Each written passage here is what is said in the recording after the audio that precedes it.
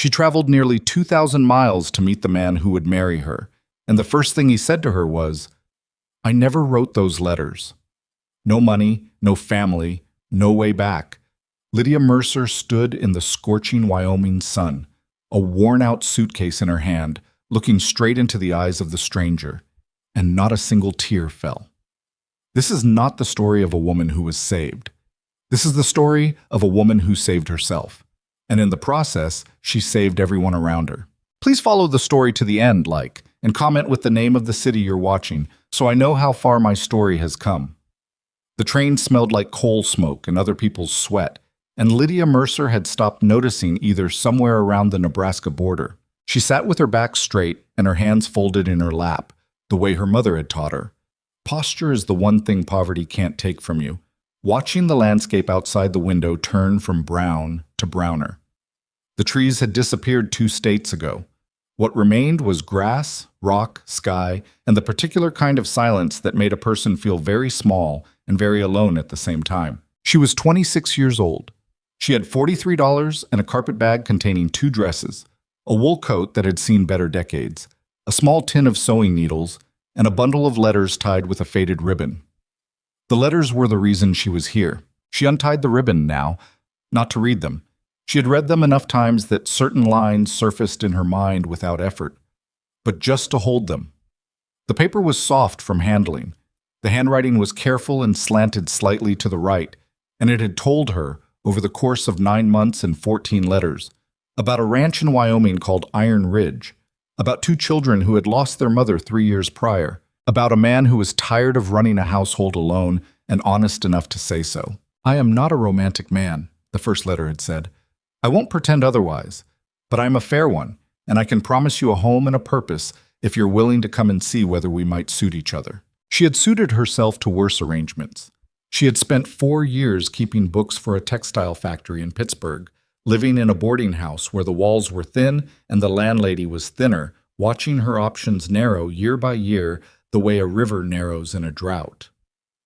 When a woman named Mrs. Eleanor Fitch had shown her the advertisement in the paper, "Widowed rancher, Wyoming territory, seeks capable woman for marriage. Must be willing to work hard and adapt to frontier conditions," Lydia had written back the same evening. She had not expected to feel anything about it.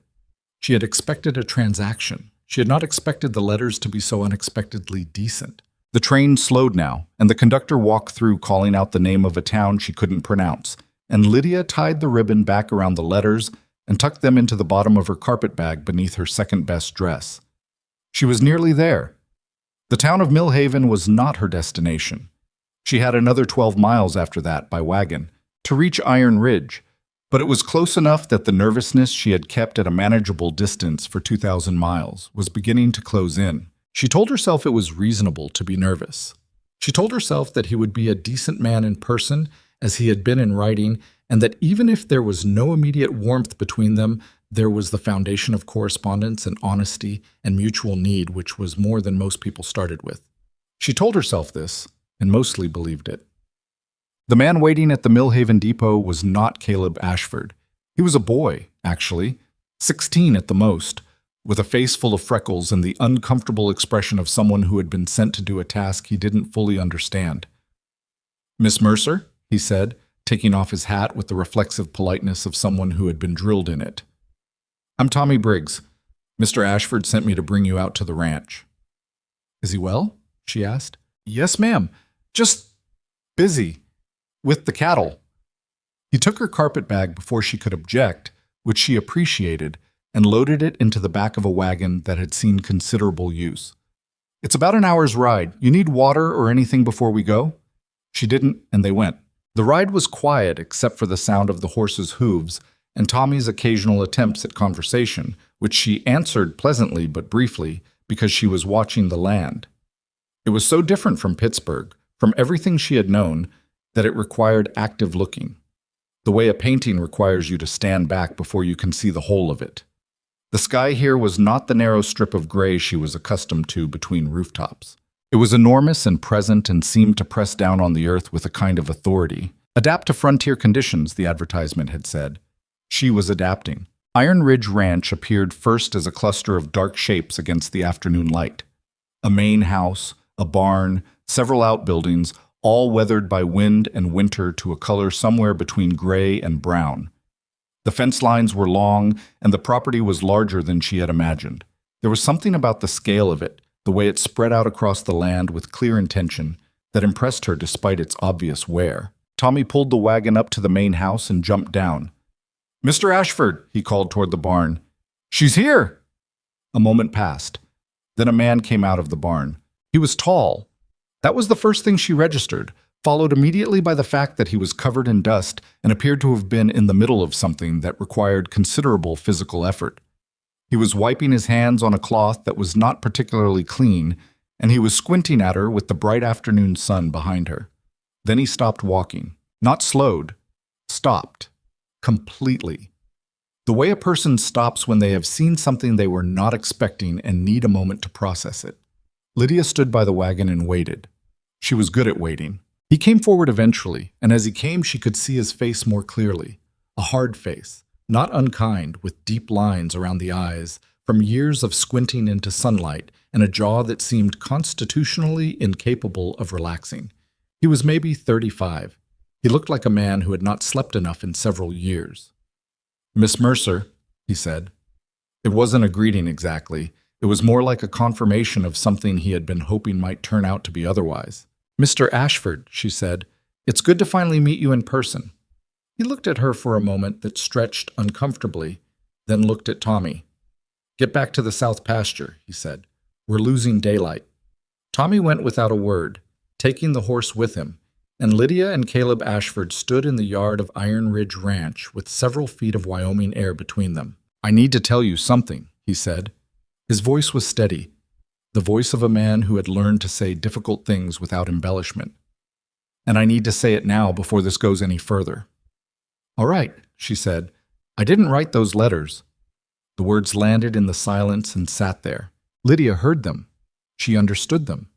She even, in some distant part of herself that was still functioning clearly, recognized that she had spent some fraction of the journey entertaining the possibility that something might be wrong, that the letters had been too decent, too carefully calibrated, that a man this isolated and this practical would not have spent 9 months writing with quite that much thoughtfulness.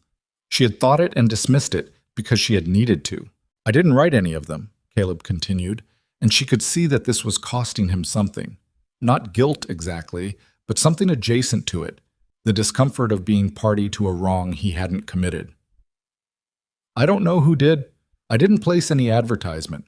I had no idea you were coming until 3 days ago when Tommy found your last letter in the pile of mail and brought it to me." He stopped. "I'm sorry. That's not enough, I know, but it's all I have." Lydia looked at him for a long moment. She thought about the $43 in her bag. She thought about the 2,000-mile train ride. She thought about the boarding house in Pittsburgh, the narrow walls, the landlady's monthly accounting of her disappointments. She thought about the letters with their careful rightward slant, which had not, it turned out, been written by this man, and which she would apparently never know the origin of. She thought about all of this, and then she said very calmly, "I see. Thank you for telling me directly." He blinked. He had been expecting something else, tears perhaps, or anger, both of which would have been entirely justified. "Do you have somewhere you can go?" he asked. "Not immediately," she said. "The return fare would require more than I currently have." He rubbed the back of his neck. He looked out at the horizon, then back at her. "I have an outbuilding," he said. "Storage, mostly, but it's solid. You can stay there tonight. Tomorrow I can arrange—" "That's fine," she said. "I don't need arrangements beyond tonight. I'll sort out the rest myself." She picked up her carpet bag, which she had set down at some point without noticing, and looked at him with an expression that was not friendly, but not hostile either, simply level. "Which direction is the outbuilding?" The outbuilding was exactly what he had described. Solid structure, dirt floor, crates of old equipment pushed to one wall, a single window that admitted a rectangle of fading light. Someone had clearly made a minimal effort before her arrival. A bedroll had been placed on top of a flat crate, and a lantern sat beside it with oil already in it. The effort was small. She noticed it anyway. She sat down on the bedroll and opened her carpet bag and took out the bundle of letters. and she sat holding them for a long time without opening them. Outside, she could hear the sounds of a working ranch settling into evening. The distant lowing of cattle, a door closing somewhere, the particular quiet that came after the last of the day's light died. She was not going to cry. She had made this decision somewhere over Indiana, and it remained in force. What she was going to do was think. The situation was bad. It was not, she told herself with careful precision, catastrophic. She was not injured. She was not ill. She had shelter for the night and enough money to eat for a week if she was careful. She had skills. She could sew, she could cook, she could keep accounts and manage a household and teach children, and these were not nothing, even out here at the edge of the world. The problem was not that she was without resources. The problem was that she was without resources here, in a place that was 12 miles from the nearest town, on a ranch that belonged to a man who hadn't asked for her and didn't know what to do with her presence. The return journey was impossible on what she had. Forward was unclear. And the woman she had been corresponding with, or the person, whoever they were, had vanished as completely as if they had never existed. She set the letters down. One night, she told herself, think through tonight, then the morning, then what comes after. She was awake before sunrise. This was habit more than anxiety. She had always been an early riser, had learned in the boarding house that the hours before the other residents stirred were the only hours that truly belonged to her. She dressed in the gray light, folded the bedroll neatly, and stepped outside into an air that was cold enough to make her breath visible. The ranch was quiet. The sky in the east was beginning its slow shift from black to deep blue.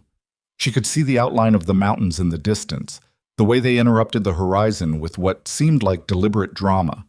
She stood there a moment, then went to find where the water pump was.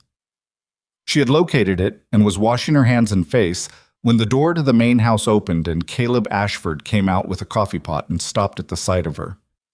"You're up," he said. "I'm always up early," she said, drying her hands on her skirt. "I didn't mean to be in the way." "You're not in the way." He looked at the coffee pot in his hand, then at her. After a moment, with the expression of a man making a small decision that costs him something. "There's enough for two." The kitchen was larger than she had expected and considerably more disordered. Not filthy. He was not a man who lived in filth, but disordered in the particular way of someone who had been managing too many things for too long and had let the less visible things slide.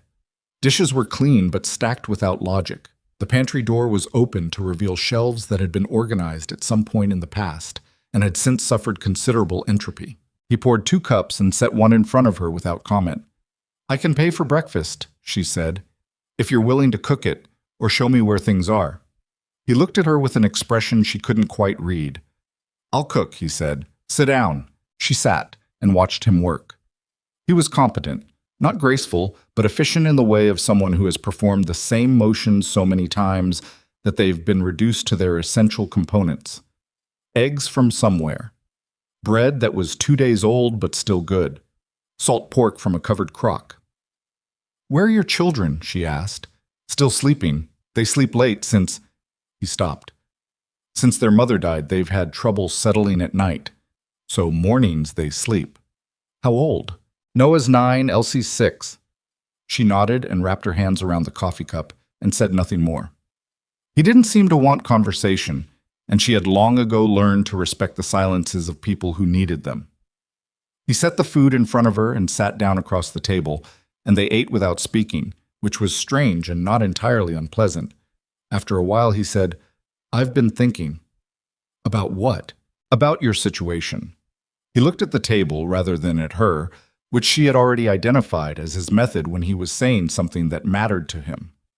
"The road to Millhaven is manageable by wagon, but the stage that connects east doesn't run again for 10 days.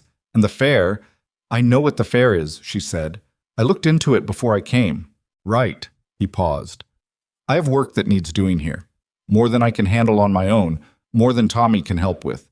If you were willing to stay a week and work for wages, not charity, actual wages, it would put you closer to having what you need for the return journey."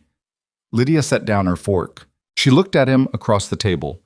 This man who hadn't written the letters, who hadn't asked for her, who had still put a lantern with oil in it in the outbuilding and was now offering her a job rather than leaving her to sort out a crisis she hadn't created.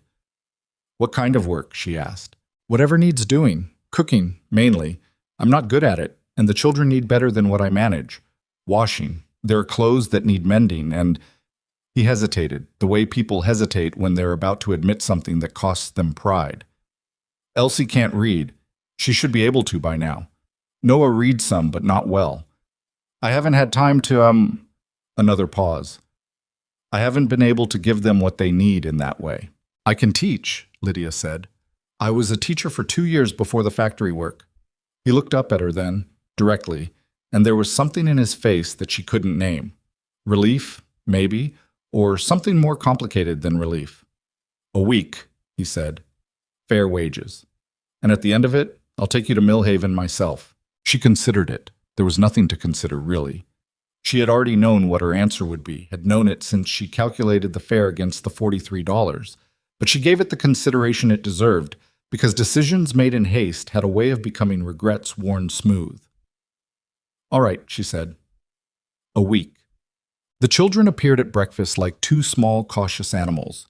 Noah first, sliding around the doorframe with the careful wariness of a boy who had learned that new people sometimes meant change, followed by Elsie, who was rounder-faced and more open in her expression, though she gripped the back of Noah's shirt with both fists. They looked at Lydia. She looked at them. My name is Lydia, she said. I'm going to be helping out around the ranch for a little while. Noah said nothing. He had very serious eyes for a 9-year-old, dark like his father's, and he was conducting some kind of assessment that she suspected was more thorough than it appeared. Elsie said from behind her brother's shoulder, Did you come on the train? I did. Was it scary? Parts of it, Lydia said honestly. The tunnels through the mountains were a little frightening, but mostly it was interesting. Elsie released Noah's shirt and stepped out from behind him. I've never been on a train, she said, with the gravity of a person reporting a significant life deficiency. I'll tell you about it if you like, Lydia said, after breakfast. This was apparently satisfactory, because Elsie sat down at the table with the decision-making speed of a 6-year-old, and Noah, after another moment of evaluation, followed. By noon, Lydia had taken stock of the situation. The main house was larger than it needed to be for a man and 2 children, which meant it had been built with a family in mind. The kind of family that had since been reduced by loss and was living in rooms that echoed. The kitchen needed organization above all else.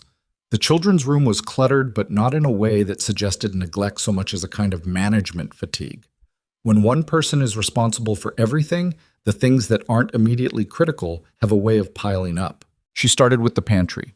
She was partway through reorganizing it, dried goods in one section, preserved goods in another, root vegetables sorted by what was still sound versus what needed to be used immediately, when she heard a sound from the kitchen doorway and turned to find Noah watching her. You don't have to do that, he said. I know, she said. I want to. It'll make everything easier to find. He considered this. Pa tried to organize it once, he said, after Mama died, but then the fence came down in the north pasture, and he had to deal with that, and he never came back to finish. That happens, she said, and went back to work. After a moment, she added, Do you want to help? You could tell me where things usually go. Noah was quiet for a moment. Then, the flour goes on the second shelf. Mama always put the flour on the second shelf. Second shelf, she said, and moved it there. He came inside after that, and they worked together without talking much, and she was careful to put things where he said they went. Dinner that first evening was not comfortable. It wasn't uncomfortable in a hostile way, more in the way of people who are still figuring out the geometry of a shared space. Caleb sat at the head of the table. Noah sat where he always sat. Elsie, who had apparently decided that Lydia was interesting, had somehow migrated so that she was sitting directly beside her. Lydia had made a proper stew, nothing elaborate, but real, with the carrots and potatoes that had been threatening to go soft in the root cellar, and the venison Caleb had directed her to in the cold storage. The bread was her own, and it had come out better than she had expected from an unfamiliar oven. Caleb looked at the food when she put it on the table, and something moved across his face briefly before he contained it. It looks good, he said, which she understood was the same as someone else saying more. Thank you, she said, and sat down. They ate. After a while, Elsie said, Tell me about the train tunnels. Elsie, Caleb said. It's all right, Lydia said. And she told them, not a long story, but a specific one.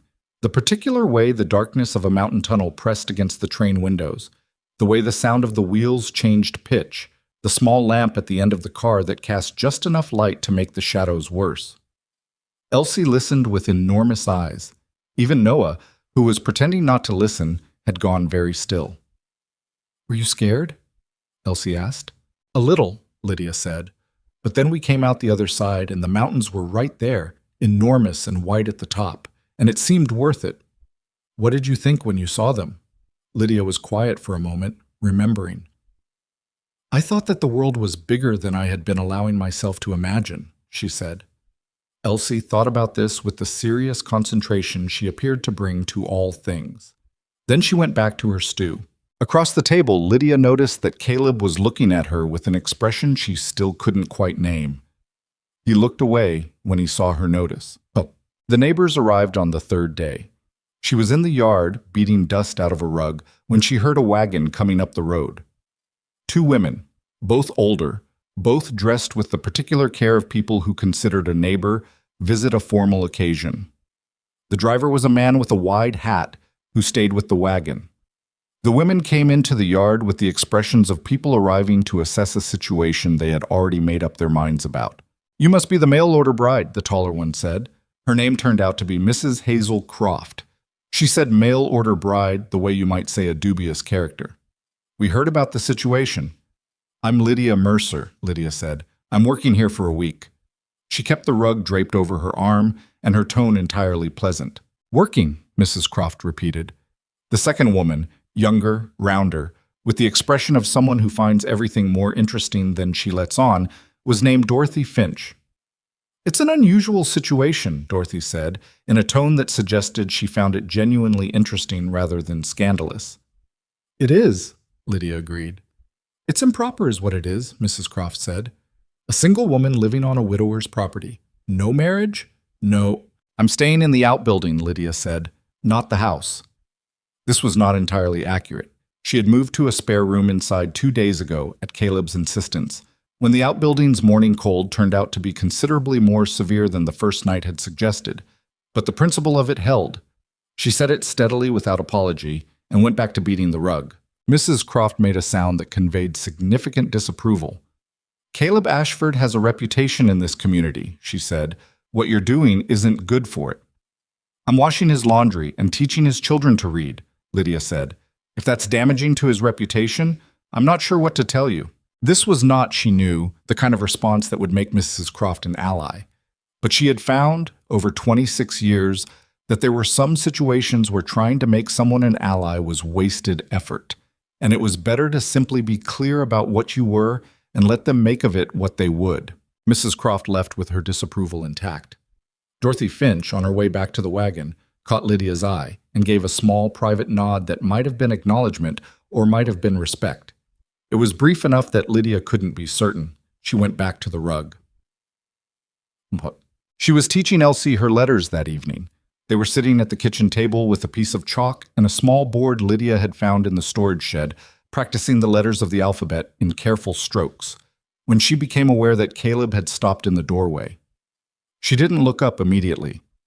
Elsie was concentrating very hard on the letter E, which kept coming out lopsided, and this required attention. Better? Lydia said. See how the 3 lines come out from the same side? Like branches on a tree? Elsie tried again. This time it was better. There, Lydia said. That's it. Elsie looked at her E with the satisfaction of someone who has accomplished something by effort, not luck. Can we do F now? Tomorrow, Lydia said. It's almost time for bed. She looked up then, and Caleb was still in the doorway. He had a mug of coffee in his hand that he appeared to have forgotten about. She's never sat still that long for letters, he said. She likes to know why things work the way they do, Lydia said. If you tell her the reason, she'll do the work. He looked at his daughter, who was still admiring her E, and something happened in his face that was brief and intense and then gone. I'll take her up, he said, and came into the kitchen, and Lydia collected the chalk and the board, and told herself that the emotion she had seen move across his face in that unguarded moment was none of her business. By the fifth day, the ranch had changed in ways that were small and also not small. The kitchen was organized, the pantry made sense, the pile of mending that had accumulated in a basket beside the stove, shirts with missing buttons, a pair of Noah's trousers with a knee worn through, one of Elsie's dresses with a torn hem, was gone, replaced by things that were usable again. She had found a problem with the cold storage drainage that no one had noticed, which had been causing a slow leak toward the house foundation, and had told Caleb, and he had fixed it in an afternoon, and after he fixed it, he had come to find her and said simply, "Good catch." Which was, she was beginning to understand, the way he expressed things he felt considerably more strongly than those words conveyed. Noah had started joining the reading lessons. He came on the fourth day without being invited, sitting across the table from his sister with a book he'd found somewhere. And she had simply included him, giving him slightly harder material and watching him work at it with a determination that was almost identical to his father's. She had also noticed, and noted and filed away, that the children ate better now, and that mealtimes had shifted from something they moved through quickly to something they lingered over, and that Elsie had started laughing at things. Not forced laughter, not the performance of happiness, but the real kind, sudden and bright. She was careful not to make too much of it. She was leaving in 2 days. This was always going to be temporary. She told herself this with some regularity. On the afternoon of the fifth day, she was in the garden, which had been neglected but not abandoned, and which she had been quietly working on for an hour each morning, when Caleb came and stood at the fence and watched her work. After a while he said, "You don't have to do the garden. That wasn't part of what I offered." "I know," she said, not stopping. "I like gardens, and the beds weren't properly turned before winter planting, so if you want anything from it next spring, I know how to tend a garden, Miss Mercer." "Do you?" she asked. "The beds suggest otherwise." She said it without particular heat, as a simple observation, and kept her eyes on the soil. There was a silence that she couldn't interpret. "Fair," he said finally. She looked up then. He was looking at the garden, not at her, and he had the look of a man who is adding something up and is not entirely sure he likes the sum. "Can I ask you something?" he said. "You can ask," she said. "Why aren't you angry?" She sat back on her heels and looked at him properly. At who? At the situation. At me. At whoever wrote those letters. At... He made a gesture that encompassed the entire complicated circumstance. "You had every right to be angry. You still do." Lydia considered this honestly. "I was angry," she said. "On the train, mostly, after I calculated what I had and what I needed to get back. But being angry takes energy, and I needed the energy for other things." He looked at her. "That's not a normal reaction," he said. "No," she agreed. "Probably not." He pushed off the fence and started to walk back toward the barn, then stopped. Without turning around, "The work you've done here this week..." He stopped again, started over. "It's good work." He walked away before she could answer. She turned back to the garden and told herself that the warmth she felt at those words was just the late afternoon sun. On the sixth day, 3 women from the edge of town arrived. They were not like Mrs. Croft. They came with pies, actual pies covered in cloth, and the somewhat sheepish air of people who had come to assess a situation their neighbor had given them a disapproving account of and had found themselves drawing different conclusions. Their leader, a direct woman named Agnes Pruitt, whose husband ran the feed store, looked at the house, looked at the yard, looked at Lydia, and said, "The Croft woman said you were making a mess of things here." "Did she?" Lydia said. "The place looks better than it has in 2 years," Agnes said. 3, said one of the other women, who turned out to be named Ruth. "Since Sarah died." There was a moment of quiet that contained the weight of that. Sarah Ashford, dead 3 years. The absence that had organized everything since. "We brought pies," Agnes said with the manner of someone tabling a difficult subject in favor of a practical one. "Can we come in?" They came in. They saw the organized kitchen and the children at their lessons and the mended pile of clothes folded neatly by the door, and they sat down at the kitchen table and ate pie with the children, and Agnes Pruitt looked at Lydia for a long time before saying, quietly, so only Lydia could hear, "You're leaving in 2 days?" That's the arrangement, Lydia said. Agnes looked at the children, looked back at Lydia, said nothing further. That evening, Caleb came to the outbuilding. She had been moved back there for propriety since the women had come, and knocked on the door frame because there was no door, just a canvas hung in the opening. "There's pie," he said. "In the kitchen, if you want some." "Thank you," she said. "I'll be in a moment." He didn't leave.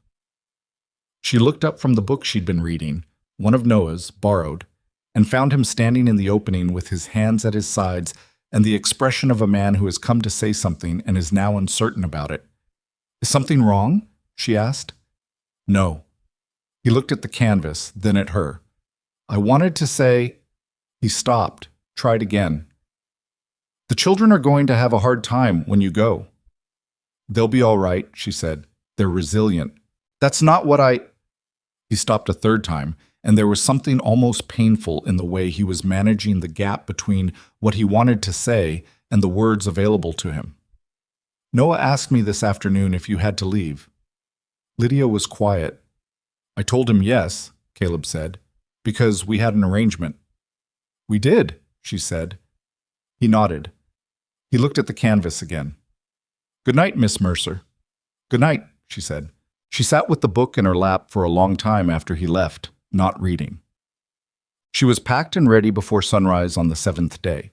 The carpet bag was heavier than it had been when she arrived, not with possessions, but with the weight of a week spent fully, which is a different kind of heaviness. She had left the kitchen clean and the pantry organized and the garden beds turned for spring. She had left Noah with 3 books marked at the passages he should work on next, and Elsie with the chalk and the board and the letters up to M. She told herself these were sensible things to do before leaving any temporary situation. The wagon was ready. Tommy had brought it round and was sitting on the bench with the patience of a young man who had learned that adults operated on their own schedule. The children were not in sight. She had expected this and braced for it. Caleb was standing by the wagon. He had her wages in an envelope. She could see it in his hand, the money counted and sealed. And he held it out when she came near, and she took it and put it in her coat pocket without counting it because she trusted that it was right. "Thank you for the work," he said. "Thank you for the wages," she said. She looked at the house. She looked at the barn, the garden beds, the fence line that needed attention at the far east corner but could wait until spring. She looked at all of it in the morning light, which was very clear and showed everything plainly. "Miss Mercer," he said. She looked at him. He was looking at the ground, and then he looked up, and his face was doing something she had come to recognize as the expression he wore when he was about to say something honest that he would have preferred not to have to say. Before he could speak, the door of the house opened and Elsie came running out, still in her nightgown, and the look on her face was the kind that lodges itself in the chest and stays there. "You can't go," Elsie said. Just that. 3 words, without preamble, delivered with the complete seriousness of a 6-year-old who had decided that sentiment could not wait for clothes. Lydia crouched down so they were at the same level. "I have to," she said gently. "But you were just getting to M," Elsie said, "and you don't know what comes after." "N," Lydia said, "and then O, and then P. You can do them." "Not the same," Elsie said. Behind her, Noah appeared in the doorway, fully dressed, with his arms crossed the way his father's crossed when he was trying not to feel something. He said nothing, just stood there. Lydia hugged Elsie, who held on longer than Lydia had prepared herself for. Then she stood up and looked at Noah, and he said without uncrossing his arms, "The Elsie drew yesterday was good."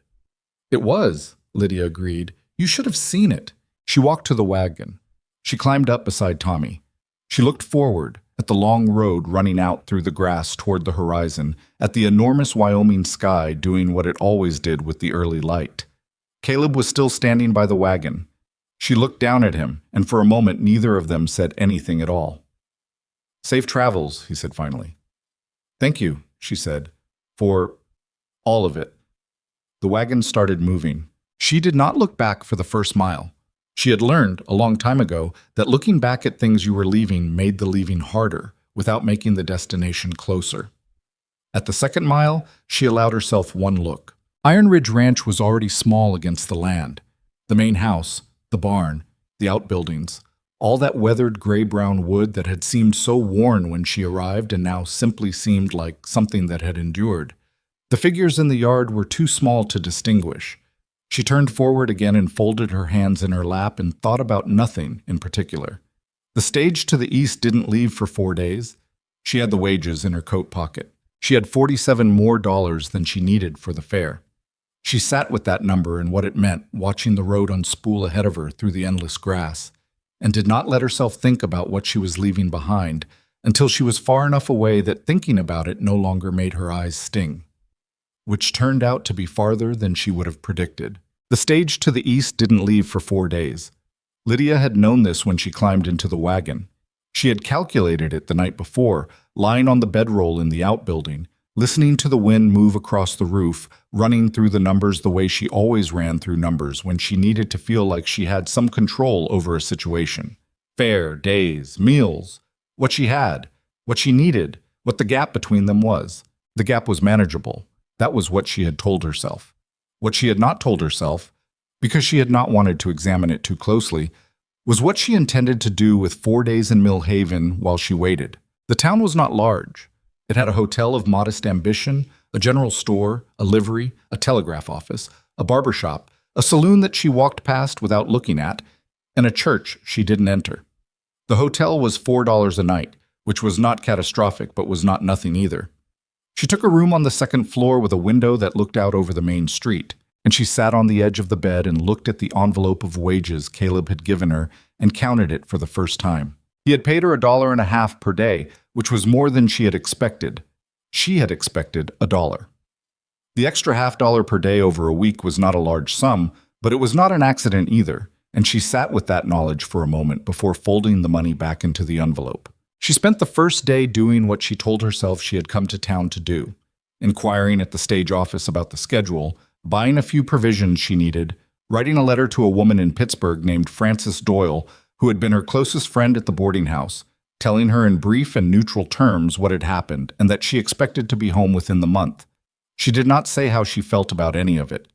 Frances would read between the lines, or she wouldn't, and either way the information would be conveyed. The second day she went to the general store and spent 20 minutes looking at chalk and deciding not to buy it because there was no reason to buy it. She bought it. She also bought 2 books, a reader appropriate for a child learning to advance past basic letters, and a slightly more difficult one for a child who could manage short sentences but struggled with longer constructions.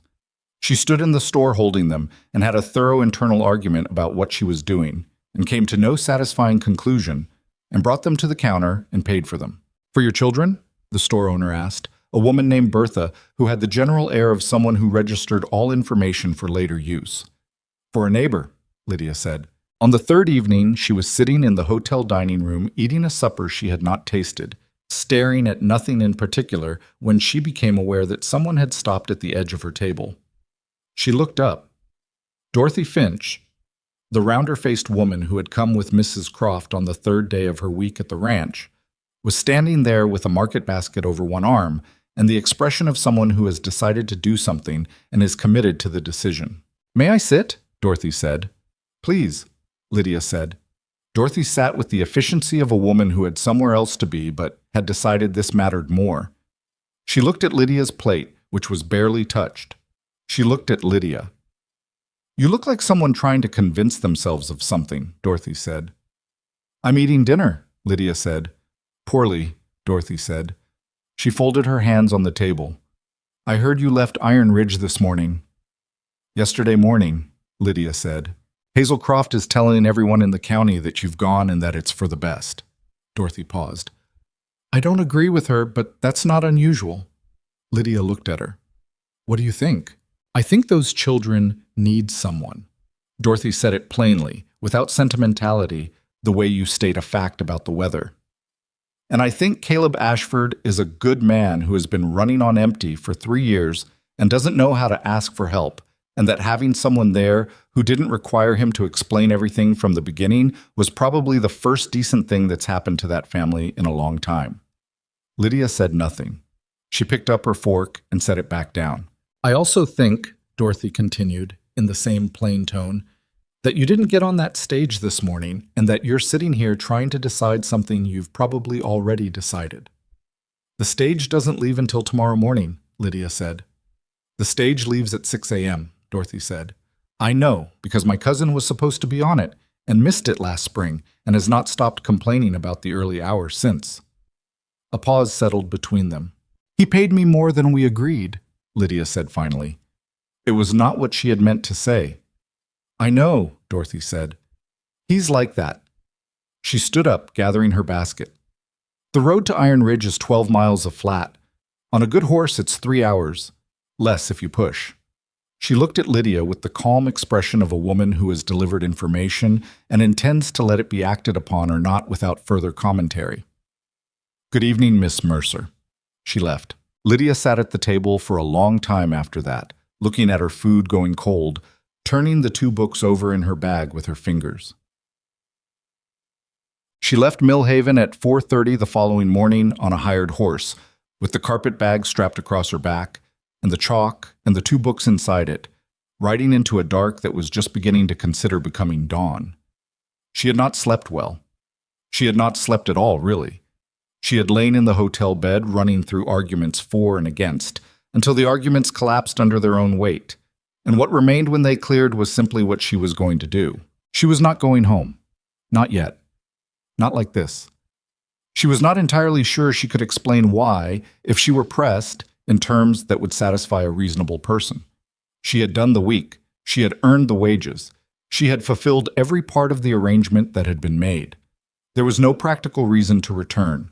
The practical reason to return was the children's faces, and that was not a practical reason at all. She reached Iron Ridge just before 8 in the morning. The sun was up, and the ranch was in its early day state. Tommy already out somewhere, the smoke from the kitchen chimney saying that Caleb had been up long enough to start the fire, but maybe not long enough to eat. She rode into the yard and tied the horse at the post, and stood in front of the main house with her carpet bag in her hand, and the door opened and Elsie came out. Elsie stopped.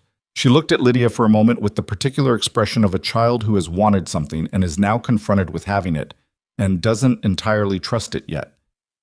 You came back, she said. I did, Lydia said. Did you forget something? Yes, Lydia said. I forgot to finish the alphabet. Elsie's face did the thing that 6-year-old faces do when they are trying very hard not to show too much, and mostly failing. She turned around and ran back inside, and Lydia could hear her voice inside the house.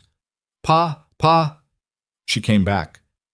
And then rapid small footsteps on the floorboards. She went inside. The kitchen was in its morning state, coffee on, bread half cut, Caleb standing at the counter with a mug and the expression of a man who had been surprised and was working very hard to process it quickly. He looked at her for a long moment. Then he looked at the door she had come through, then back at her. Miss Mercer, he said. I'd like to renegotiate the arrangement, she said, if you're willing. Renegotiate, he repeated. The original week was useful, she said. For both of us, I think. There's more to be done here than a week addresses. And I find myself... She had practiced this on the horse. It still came out less clean than she'd intended. I find myself not ready to leave. If there's work you need done and you're willing to pay for it, I'd like to stay on. At least for another month. We can reassess after that. Caleb set his mug down on the counter. He looked at her in that way he had, the steady, direct look that she had initially read as coldness and had since understood was simply the way he looked at things he was taking seriously. Another month, he said. At minimum, she said, because she had decided to be honest even about the parts that were uncertain. I can't make promises beyond that, but another month? Yes. He was quiet for a moment that she did not try to fill. Behind her, she could feel Elsie practically vibrating with the effort of not saying anything, which was a significant effort for Elsie. Same wages, Caleb said. That's fine, Lydia said. And you'd take the spare room, not the outbuilding. It's not... The outbuilding isn't right for winter. All right. He picked up his mug again. I'll tell Tommy to take the hired horse back to Millhaven when he goes for supplies Thursday. Thank you, she said. He nodded and turned back to the counter, and that was that. The whole negotiation accomplished in 3 minutes with no excess on either side, which was, she was coming to understand, the Caleb Ashford way of doing things. Elsie immediately took Lydia's free hand and said, "Can we do N after breakfast?" "After breakfast," Lydia agreed. She had not fully understood in the first week how much the ranch had been functioning on the last of its momentum. The second week showed her. The fence line in the east quarter wasn't just worn. It had 3 sections that needed complete replacement, not repair. She found this out not from Caleb, who said very little about the ranch's actual state, but from Tommy, who talked freely when he was comfortable, and who told her over the course of several afternoons that this past year had been the hardest since Mr. Ashford took over the property. "Lost 6 head last winter," Tommy said one afternoon while she was mending a section of tack that had come apart at the stitching. "The cold came early and the feed stores ran short. He doesn't talk about it much." "He doesn't talk about much," Lydia said, not unkindly. "He talked more before Mrs. Ashford passed," Tommy said, with the simple honesty of a young person reporting observed fact. "I was only 13 when she died, but I remember he had more to say. About things." Lydia was quiet and kept working the needle through the leather. "He's a good man," Tommy added. "Just closed up, like a house in winter." She thought about that phrase later, turning it over while she cooked supper. A house in winter. Everything essential maintained, nothing permitted to breathe. She had seen houses like that in Pittsburgh, people who had sustained losses and gone about their lives with the windows shuttered against further cold, efficient and contained, and somehow diminished. She was not going to unshut Caleb Ashford. That was not her task and not her right, but she could perhaps make the house warmer, just by being in it. The children were the most immediate evidence of what a year of management fatigue looked like. Noah, she discovered in the second week, had been essentially running his own education from a collection of books his mother had left, reading in the evenings, working problems from an old arithmetic primer, doing it all quietly and alone because there was no one to teach him, and he was the kind of child who learned anyway. The loneliness of it made her chest ache when she understood it, and she didn't let that show, because Noah would have found pity unbearable. Instead, she simply sat down with him and engaged with what he'd been doing. Seriously, the way she'd have engaged with any student who had been self-directing for too long. "This calculation," she said one evening, pointing to a column of sums in the margins of the arithmetic primer. He'd been writing his answers in the margins since he had no paper. "Show me how you arrived at this." He explained his method. It was correct. It was also complicated in a way that suggested he'd invented it himself because he didn't know the standard approach. "That works," she said. "It's actually a clever way to get there. But let me show you the short way, and then you can decide which you prefer." He preferred the short way but kept his invented method written down in the margin. She saw him glance at it sometimes when she wasn't looking, the way people keep things that were theirs before someone else arrived. Elsie, meanwhile, had reached Q and was highly offended by it. "It doesn't make sense," she said, glaring at the board. "Q and K make the same sound. Why do we need both?" "That's a fair question," Lydia said. "A lot of people have asked it." "Did they fix it?" "No." Elsie looked at the Q with profound skepticism. "That's lazy." "It is," Lydia agreed. "But it's what we have, so we work with it." Caleb, passing the kitchen doorway, made a sound she had not heard from him before. Not quite a laugh, something shorter than that, but the same genus. He kept walking, but he was almost smiling when he passed, and she caught the edge of it. She noticed in the second week that he had started doing small things differently. He began coming to the kitchen table before the food was on it, rather than after. Not by much. 3 minutes, 5, but it changed the quality of the transition between work and dinner, gave it a less abrupt edge. He had started asking the children what they'd done during the day, which she suspected was not something he had been doing before, or not consistently, and listening to the answers with more patience than she would have predicted. One evening, he came in from the barn and washed up and came to the table and said, without any particular preamble, "The cold storage drainage. I looked at it again today. The repair is holding." "Good," she said. "You were right that the slope was off," he said. "I'd been compensating for it without realizing it. Tommy was having to move the root vegetables around every few weeks to keep them from getting damp." "Did Tommy know what was causing it?" "He knew something was off. Didn't know what." "He's observant," she said. "You should tell him that. He'd be glad to know you think so." Caleb looked at her with a mildly startled expression, as though the idea of transmitting that kind of information had not occurred to him. "I'll tell him," he said.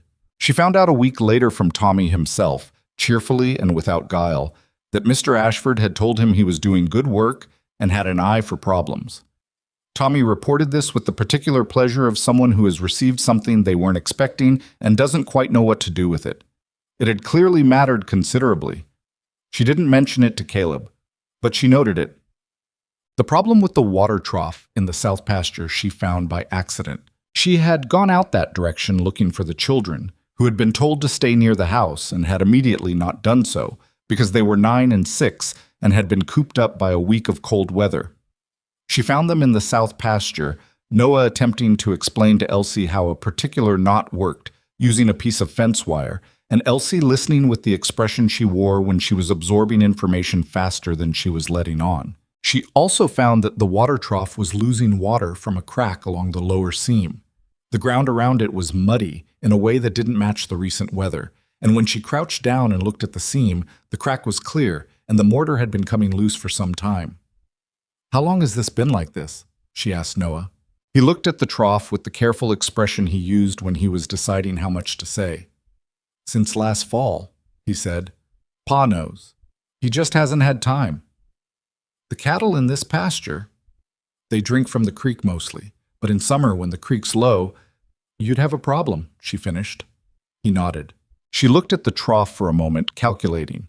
It was a repair that needed 2 people, one to hold the trough section steady, one to work the mortar. She could not do it alone, but she could assess what was needed and tell Caleb and make sure it happened before spring. When she brought it up at supper that evening, he looked at her with the expression he used for things that he had been avoiding thinking about. "I know," he said. "Spring isn't far enough away that it can wait until summer," she said. "If the crack extends—" "I know," he said again, not curtly, just acknowledging. "I can help with it," she said. "If you need 2 people. I'm stronger than I look." He looked at her across the table. Noah looked at his plate. Elsie, who had been following the conversation with great interest, looked between her father and Lydia with the alert watchfulness she deployed when she thought something important might happen. "All right," Caleb said. "Saturday, if the weather holds." The weather held, and Saturday they spent 3 hours in the south pasture repairing the trough, and she did prove stronger than she looked, and he acknowledged this with a brief look and a nod that contained more than it showed, which was the Caleb Ashford way. Mrs. Croft came back on a Wednesday in the 3rd week. Alone this time, without Dorothy Finch, which suggested this visit was official rather than social.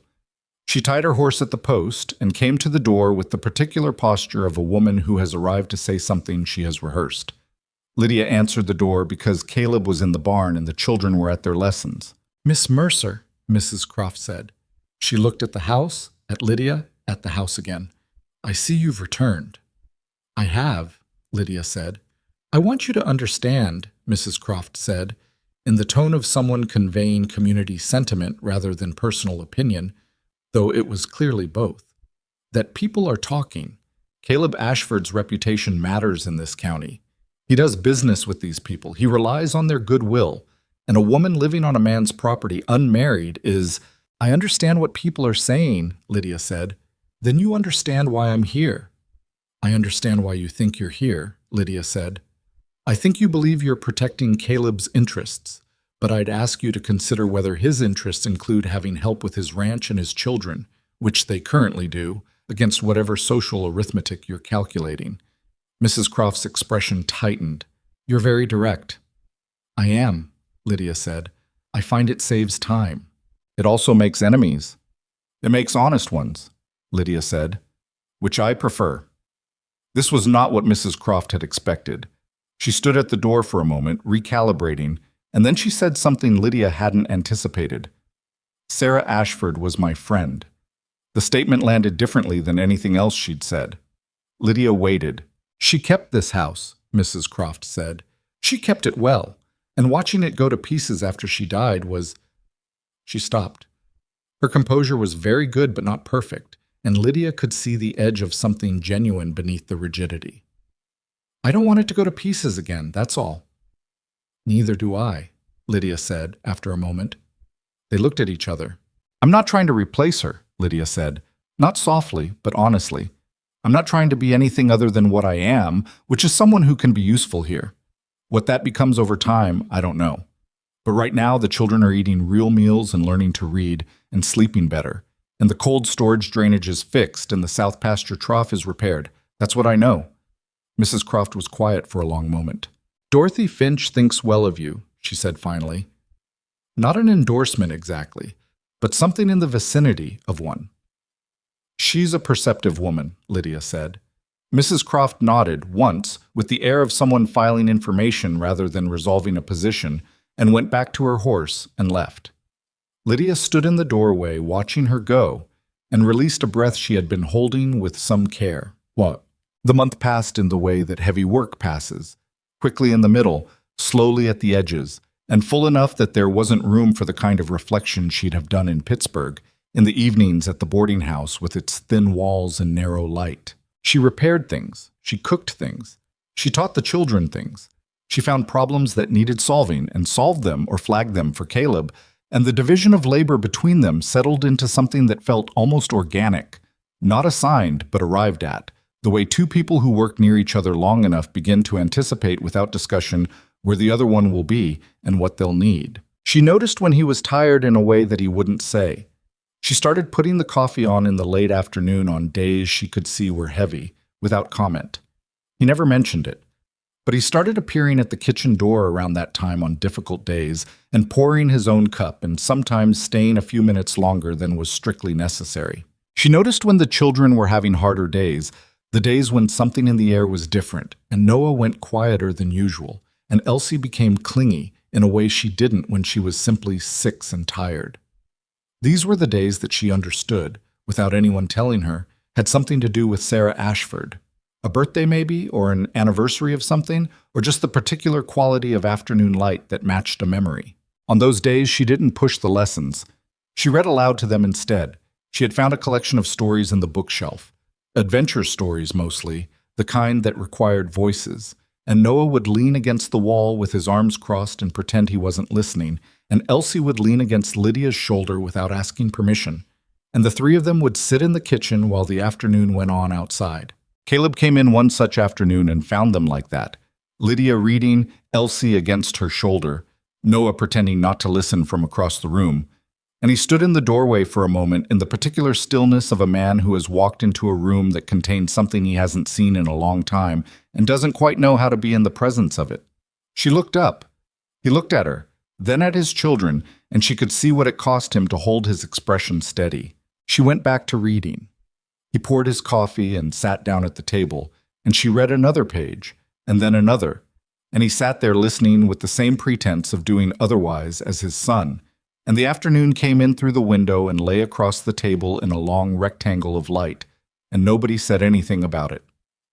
At the end of the month, she sat at the kitchen table after supper, when the children were in bed and Caleb had come back from the final check of the livestock, and she thought about what she had told him she would do at the end of the month. We can reassess. He came in and poured the last of the coffee and sat down across from her, and she looked at him and he looked at her, and she thought he was probably thinking the same thing she was. The month's up, she said. It is, he said. I said we'd reassess. You did. He looked at the coffee. And? Lydia looked at the kitchen around them, the organized shelves, the children's chalkboard on the counter with the alphabet now complete, and started again. Noah's books stacked neatly by the door. She looked at the window, which showed the dark of the Wyoming night, and the stars that were out here at a density she still wasn't fully accustomed to. I don't want to leave, she said. Just that, simply, without dressing it up. He looked at her across the table, and his face did something she hadn't seen it do before. Not the brief and contained that was his usual register, but something that stayed a moment longer. Something that said he had been waiting for that sentence without knowing he was waiting for it. Then don't, he said. It was not a romantic declaration. It was not a promise or a proposition. It was two words delivered in the same flat, direct voice he used for everything, and they landed exactly as heavily as they needed to. She nodded. He nodded. They finished their coffee in the same comfortable silence that had become, without either of them deciding it should, one of the things she was least willing to give up. Outside, the Wyoming night pressed against the windows, vast and cold and full of stars. And inside Iron Ridge Ranch, the lamps burned in the kitchen, and the children slept, and the work that had started from necessity was becoming, quietly and without announcement, something considerably more than that. Another month passed, and then another, and somewhere in the accumulation of days, the question of whether Lydia Mercer was staying stopped being a question. Nobody announced it. There was no conversation where it was decided. It simply became the way things were, the way water finds the level of a landscape. Gradually, without drama.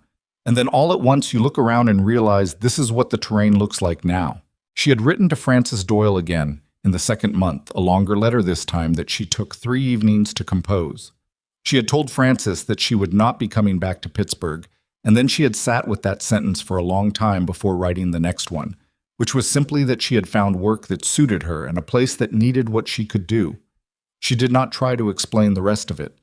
Frances was a perceptive woman. She would read what was there and what wasn't there with equal facility. Frances wrote back a short letter that said, "You sound different, less like someone counting days, I'm glad. Don't do anything without thinking it through, but don't think so long you miss the thing." Lydia read that letter on a Thursday evening, sitting at the kitchen table after the children were in bed, and she read it twice, and then she folded it and put it with the other letters in the bottom of her carpet bag, which still lived under her bed in the spare room, never fully unpacked, though she couldn't have said precisely why. The ranch in early spring was a different animal than the ranch in late autumn. The cold had been real. She had not understood cold like that before.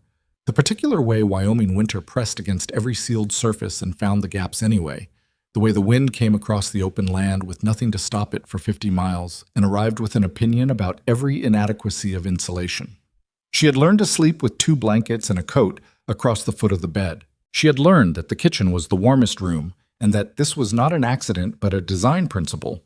She had learned that the children slept better on the coldest nights if she left the door to the hallway open a fraction, letting the kitchen warmth move through the house. She had learned these things without anyone teaching her. This was its own kind of belonging, but spring was something else. Spring in Wyoming was not the gentle tentative things she had known in Pennsylvania, not crocuses and moderate temperatures and rain that was mostly apologetic. Wyoming spring was abrupt and decisive and violent at the edges. The snow didn't fade, it retreated. One day the world was white, and the next the grass was coming through in sharp green lines. And the sky was doing things with light and cloud that required the vocabulary of a painter rather than a woman from Pittsburgh. She had started going outside in the mornings before the house woke, just to stand in it, just to look. Caleb found her doing this once and said nothing, which she appreciated, and came to stand beside her for a moment, looking at what she was looking at, which was the mountains catching the first light, the way the snow on the upper peaks turned a color that wasn't quite pink and wasn't quite gold and didn't have a name she knew. "It's different every morning," he said. "Yes," she said. "Sarah used to—" He stopped. She waited. "She used to say it made up for the winters," he said. "The light in spring." She was right, Lydia said. He went back inside after that, and she stood a few minutes longer, and then she went in too, and made the coffee, and the morning went on in its usual way. But she noticed everything. It was simply her nature, that he had said Sarah's name aloud, which he almost never did, and had done it without the quality of bracing that he usually carried when the subject arose. Just said it, naturally. The way you'd say the name of someone who had mattered and still mattered but didn't have to be guarded against. She thought about that for a long time. The fence line in the East Canyon section had been Caleb's stated plan for the first week of April, when the ground would be thawed enough to work but before the spring cattle movement began in earnest. It was a 3-day job at minimum. She had heard him and Tommy discussing it over supper one evening in March, the logistics of it, the materials that needed to go out, which sections needed full post replacement versus wire repair. "I can take the first load Thursday," Tommy had said. "Get the post dropped at the south end of the canyon before the weekend." "I'll follow Saturday with the wire," Caleb had said.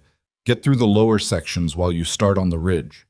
It was a plan made by people who knew the land, and she had listened without commenting because the fence line was not her territory, and Caleb managed the ranch work with the authority of someone who had been doing it since before she arrived. What she had not known, because no one had told her, was that the canyon section was not a gentle stretch of grassland fence work. Tommy explained this on Friday, The day before Caleb was due to go out, while she was helping him load the second wagon. The East Canyon drops about 40 feet on the south side, Tommy said, lifting a post with the casualness of someone discussing the weather. The fence runs right along the edge for maybe a quarter mile. It's not bad if you know it, but the footing's different up there. The rock comes through. Has he done that section before? She asked. Every spring, Tommy said. He knows it well. She accepted this and finished loading the wagon. That night Caleb said, at supper, that he'd be leaving early and would likely camp in the canyon rather than ride the full distance twice. One night, maybe two, Tommy would follow Monday. I'll leave food out, she said. Don't bother, I'll take provisions. I'll leave food out anyway, she said, for when you get back. He looked at her with the mild expression he used when he had decided not to argue about something small. All right, he said. She didn't sleep well that Saturday night. She couldn't have explained why exactly. He had done this fence line every spring, Tommy had said, and Caleb Ashford was a man who was extremely difficult to imagine as careless or reckless. He was the opposite of reckless. He was so methodical and considered that she sometimes found it slightly maddening. He was not going to do something stupid on a canyon ridge. She slept badly anyway, and woke before dawn, and stood in the kitchen drinking coffee in the dark, and told herself she was being foolish. Sunday passed quietly. The children did their lessons in the morning. Noah was deep into long division, which he found satisfying in the way he found all systematic things satisfying. And Elsie had moved on to actual reading, short sentences at first and now short paragraphs. And she read with an expression of fierce concentration that made her look almost exactly like her father. In the afternoon they went outside, because the weather was mild enough and children required space to exist properly, and Lydia sat on the porch and watched them and thought about the East Canyon 40 feet above the valley floor and told herself again that she was being foolish. At sunset she started watching for the horse. By full dark, the horse had not come. She told herself this was the camping plan. He had said one night, maybe two. This was the one night. He would be back tomorrow. She went to bed. She did not sleep. She was in the kitchen at 6 a.m, bread already in the oven, when she heard the sound of a horse coming into the yard at speed, not Caleb's measured pace, fast and alone. She was at the door before the thought fully formed, and what she saw was Caleb's gray horse. She knew that horse, had fed it carrots from her hand a dozen times, coming into the yard at a canter with empty stirrups and a dark stain on the saddle blanket that it took her 2 full seconds to identify as blood. The horse slowed at the yard and stood there, chest heaving, sides dark with sweat. She stood on the porch and her mind went very quiet. This was the thing she had learned about herself over the years. In crisis, she went quiet. Not numb, not frozen, but quiet in a way that cleared the space for thought.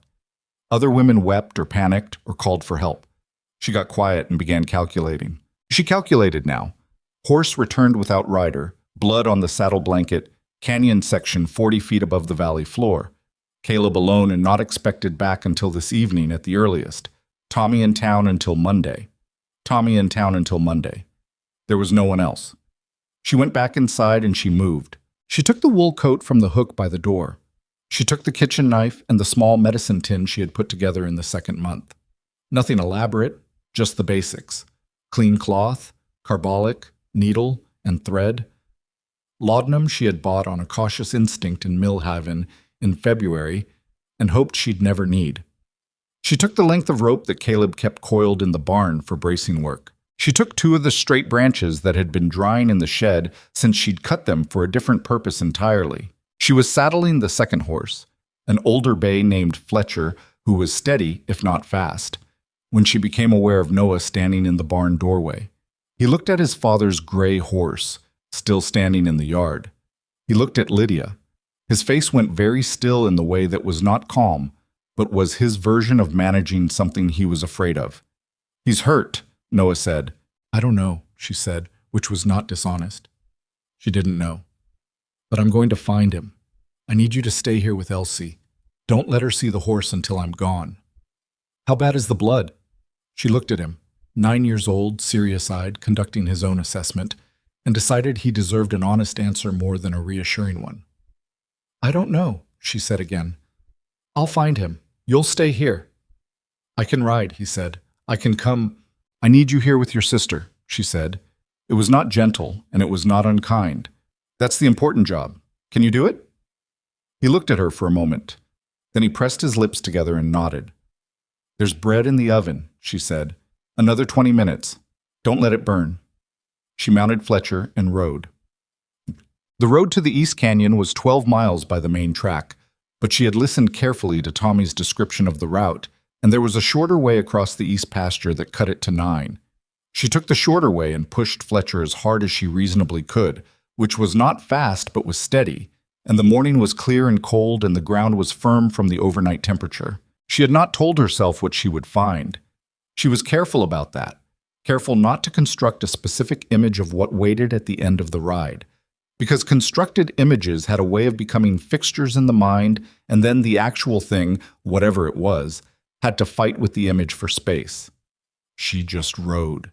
She watched the terrain and navigated and let the horse find its footing and did not think about the blood on the saddle blanket. The canyon opened gradually. The land tilted and the grass gave way to exposed rock, and then the ground fell away on the south side with the abruptness Tommy had described, and she could see the fence line running along the edge, the new posts Tommy had dropped on Thursday, still pale against the older weathered wood. She slowed Fletcher and called out. The wind took her voice. She called again, louder, and then she heard it. Not an answer exactly, but a sound. Below the ridgeline, down in the canyon. She dismounted and tied Fletcher to a post and went to the edge and looked down. 40 feet was the number Tommy had used, and 40 feet was not nothing. The canyon floor was rocky and dry, the walls a mixture of shale and packed earth, and on a ledge about 15 feet down from the rim, partially sheltered by an overhang of rock, Caleb Ashford lay on his side. Caleb, she said. He moved. It was not much of a movement, more of a shift, a repositioning of the head, but it was deliberate and it was enough. I'm here, she called down. I'm coming down. She didn't think about the 40 feet. She didn't think about the shale and what it would do if she lost her footing. She thought about the rope tied to Fletcher's saddle and the anchor post 6 feet from the edge and the angle of the rock face. She thought in practical terms only, because practical terms were what the situation needed. She rigged the rope to the post and threw the end over the edge and went over herself backward, the way she had seen men do it, with her feet against the rock face and her weight on the rope. She was not practiced at this. She slipped twice. She did not fall. The ledge came up beneath her feet after what felt like a considerable time, but was probably less than 2 minutes, and she crouched down beside him and put her hand on his back. Caleb, she said. Yeah, he said. His voice was rough with pain, but it was present, and it was his. Both of these things mattered enormously. Don't move yet. Let me look. She looked. The leg was bad. She could see it from the angle it was lying at, the left leg, below the knee, with a wrongness to the line of it that meant broken rather than sprained. He had been thrown, clearly, and had gone over the edge and come down on the ledge. There was blood from a gash on his forehead and from somewhere on his right arm, and when she pressed carefully along his ribs, she felt him tighten and heard the intake of breath. Ribs, she said. 2, he said. Maybe 3. Right side. Your leg is broken.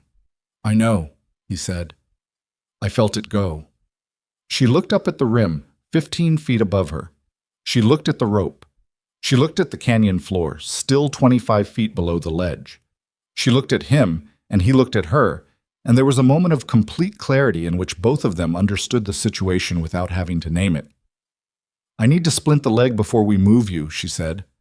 How? I brought branches, she said. She had the rope bag over her shoulder with everything in it. And cloth. He was quiet for a moment. Then, you came prepared. I came as prepared as I could, she said. It's not perfect. She was already taking out the cloth strips she had torn from an old shirt that morning, the branches, the carbolic. This is going to hurt. Tell me when it's too much and I'll slow down. Don't slow down, he said. You might feel differently in a minute. She worked quickly. The branches were not ideal. They were too short by an inch on one side and she had to compensate.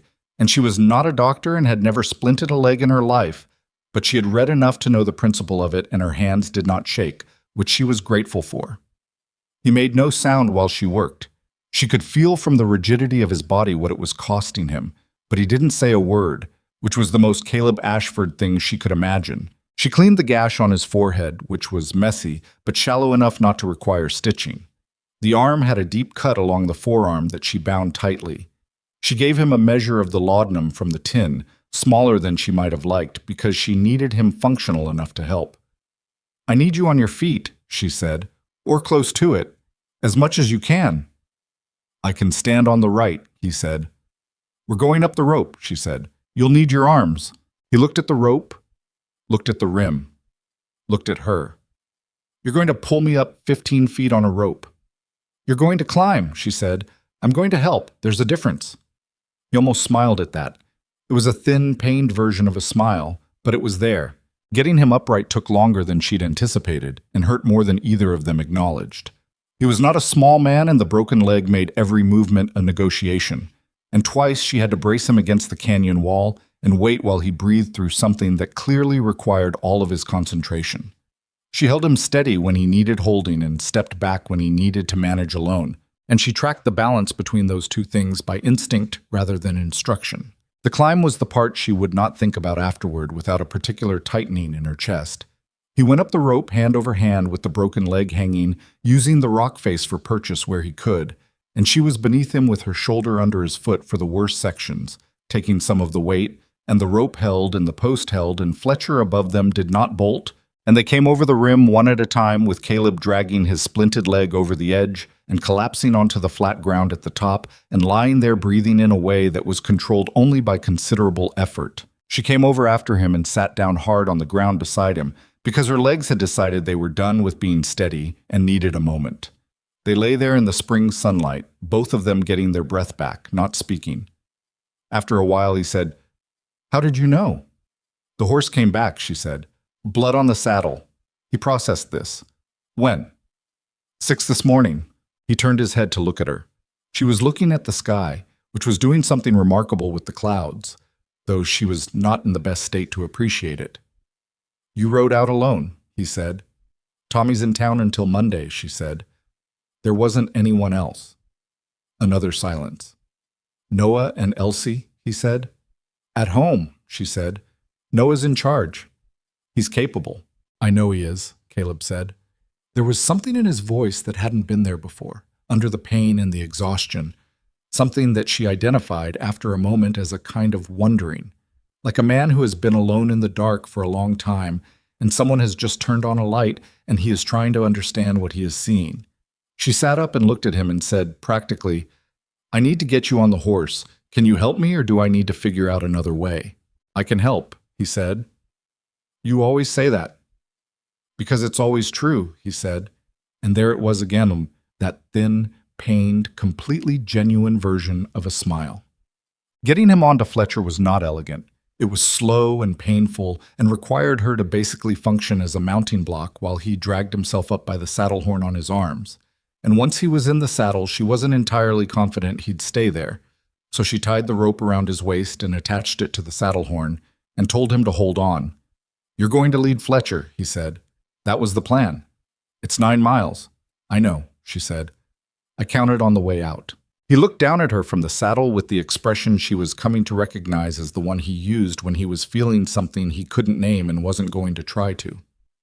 "Lydia," he said. She had already turned toward the horse's head. She looked back at him. "Thank you," he said. It was 2 words, and they contained considerably more than that, and she could hear all of it, and she nodded once and looked forward again. "Save your energy," she said. "We've got a long walk." They went slowly, because the terrain required it, and because every jolt transmitted up through the horse made his jaw tighten in the way that meant considerable pain that he was not going to mention. She watched the ground for him, choosing the smoothest lines through the grass and rock, and she talked when she thought it would help and stayed quiet when it wouldn't, and the miles came off one at a time with the unhurried authority of landscape that doesn't care how long it takes you. At the halfway point, she stopped and looked up at him and said, "Tell me if you're going to fall." "I'm not going to fall," he said. You're listing to the right." "I'm compensating for the leg." "By listing?" "By distributing weight," he said. "It's intentional." She gave him a look that conveyed her assessment of this claim. He held it without flinching, which was either evidence that he was right or evidence that he was too stubborn to admit otherwise, and she couldn't determine which. She went back to leading the horse. "You bought the laudanum in February," he said, after a while. She hadn't known he'd noticed. "I bought several things in February. The tin, the carbolic." He paused. The rope was already there. "I repurposed it," she said. "Lydia." She could hear him choosing words carefully, the way he did when something mattered. "You prepared for this before it happened." "I prepared for the possibility of something happening," she said. "Out here, you prepare for possibilities." "That's not something I told you." "No," she said, "but it seems like common sense." He was quiet for a moment. Then, "My wife used to say that common sense isn't common." "She was right," Lydia said. "She usually was," he said.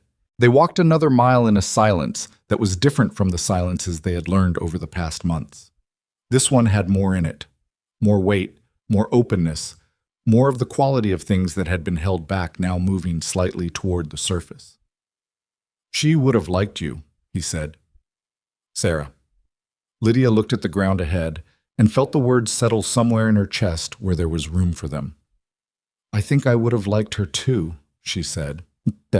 They reached Iron Ridge at 2 in the afternoon. Noah was on the porch. She saw him stand up when the horse came into view, and she saw the way his body registered the sight of his father in the saddle. The brief, visible collapse of what had been a controlled tension, like a rope going slack. He came down off the porch at a walk that was very nearly a run, with the particular dignity of a 9-year-old who will not run, because running would mean he was scared and he's not scared, except that he is, and it's obvious, and that is fine. "Pa," he said. "I'm all right," Caleb said, which was partially true in the way that men's assessments of their own condition after significant injury are often only partially true. "Your leg, broken, I'm aware." Elsie appeared in the doorway and stood there, and for a moment she did not move. And then she came down the porch steps very carefully and stood beside her brother and looked at her father with enormous eyes and said nothing at all, which was unusual enough to be significant. "Come here," Caleb said. She came to the side of the horse, and he reached down and touched the top of her head briefly, and she pressed her face against his good leg for a moment, and then she stepped back and said very quietly, "Lydia found you." "She did," Caleb said. Elsie looked at Lydia with an expression she was 6 years old and not yet equipped to contain. All of it there, the fear that had been sitting in the house all morning, and the relief that was replacing it, and something else underneath both that Lydia recognized because she had felt its shape too, though she couldn't name it exactly. "I knew you would," Elsie said to her. The doctor came from Millhaven that evening, summoned by Tommy, who had arrived back at 3 and had immediately ridden hard for town.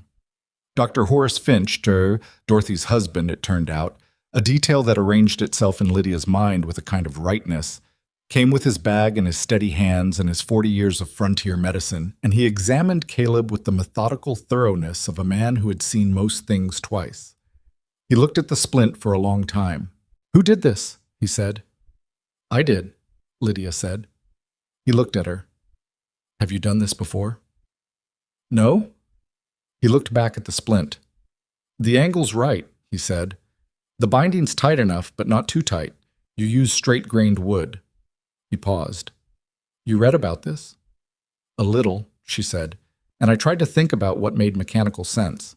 He nodded slowly with the expression of a man updating a file. "It's a clean break," he said to Caleb, "which is partly luck and partly the fact that your bone was immobilized before you moved.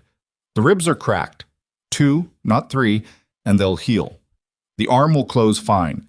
You're going to be off that leg for 6 weeks minimum." He looked at Lydia again. "He'd have been dead before I got there if you hadn't gone out." He said it plainly, not for drama, not to frighten, just as a medical assessment, the way he'd say a bone was clean or a temperature was high. The room was very quiet. "The heat in the canyon," he continued, setting his bag in order, "combined with blood loss and the broken bone, without stabilization and hydration, 4, 5 hours at most. You reached him in what, 3 hours after the horse came back?" "About that," she said. He nodded and stood up. "Feed him well and keep him still," he told her. "He won't want to be still.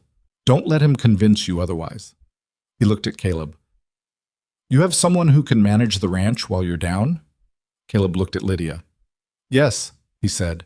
After the doctor left, the house settled into the particular quiet of an emergency resolved.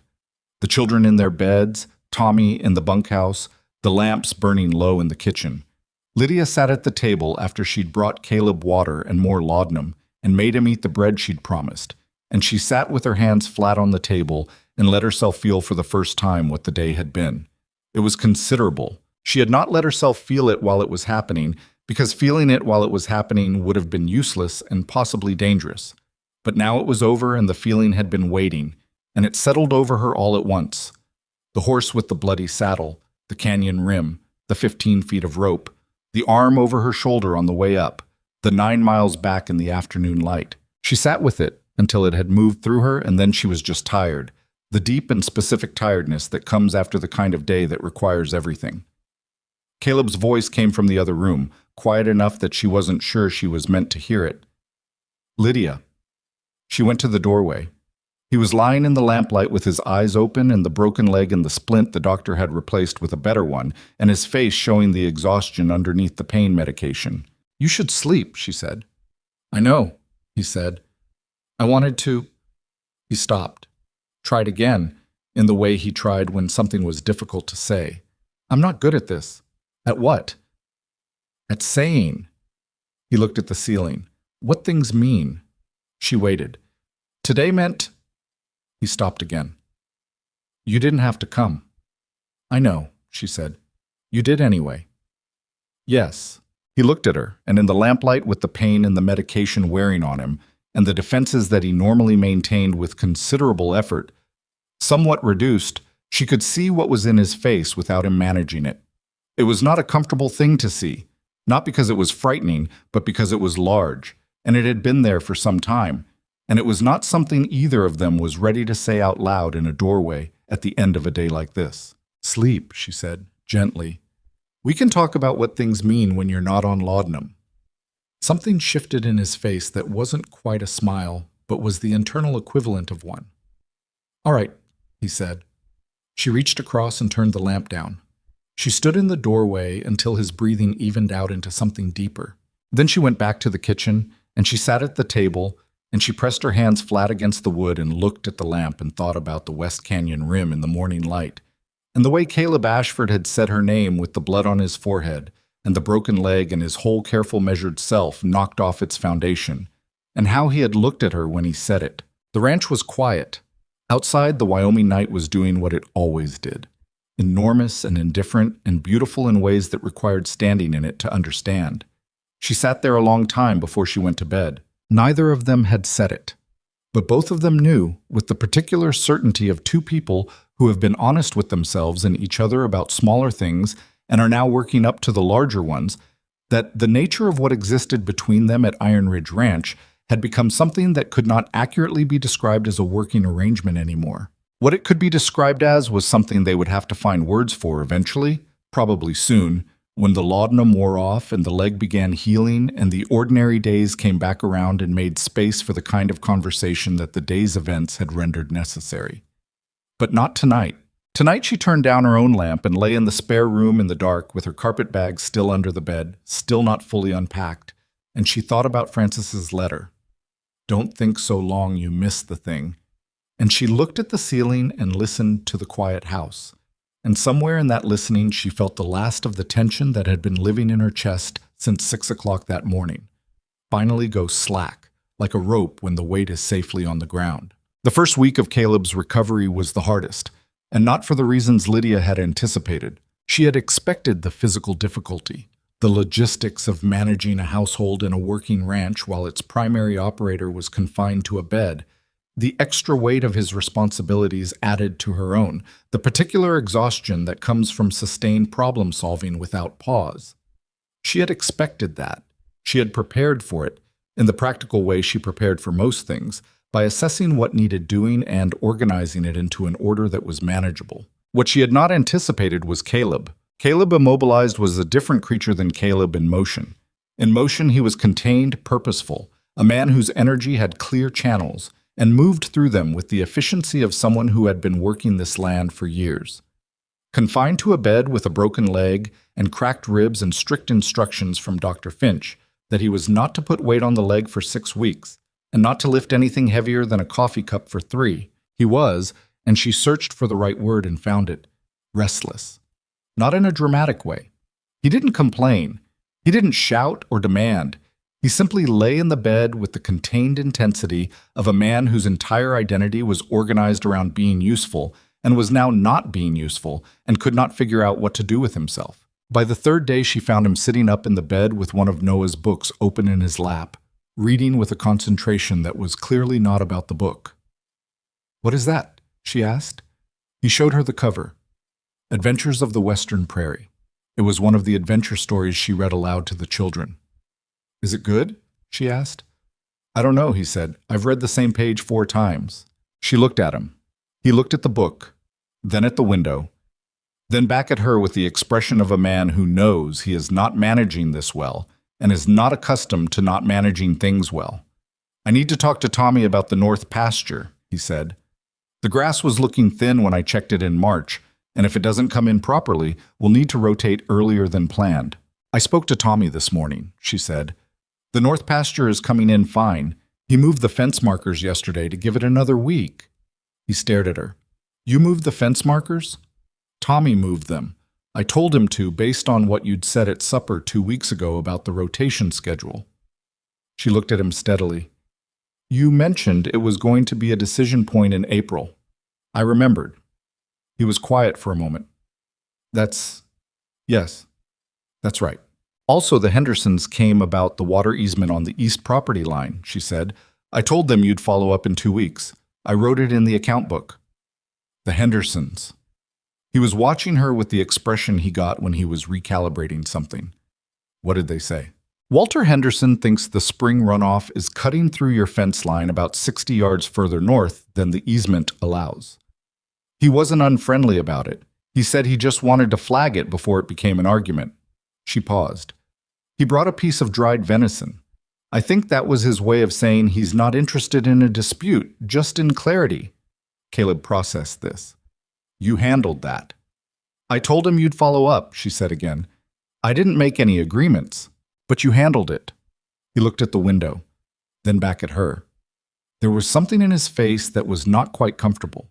Not displeasure, but more like the adjustment a person makes when they realize the world has been moving on without them, in a way that is both a relief and something else, something harder to name, that has to do with no longer being the only person holding things together. "Does it bother you?" she asked. Directly, because indirect questions were a waste of time with him. He thought about it honestly, which she appreciated. He could have said no reflexively, and she would have known it wasn't true.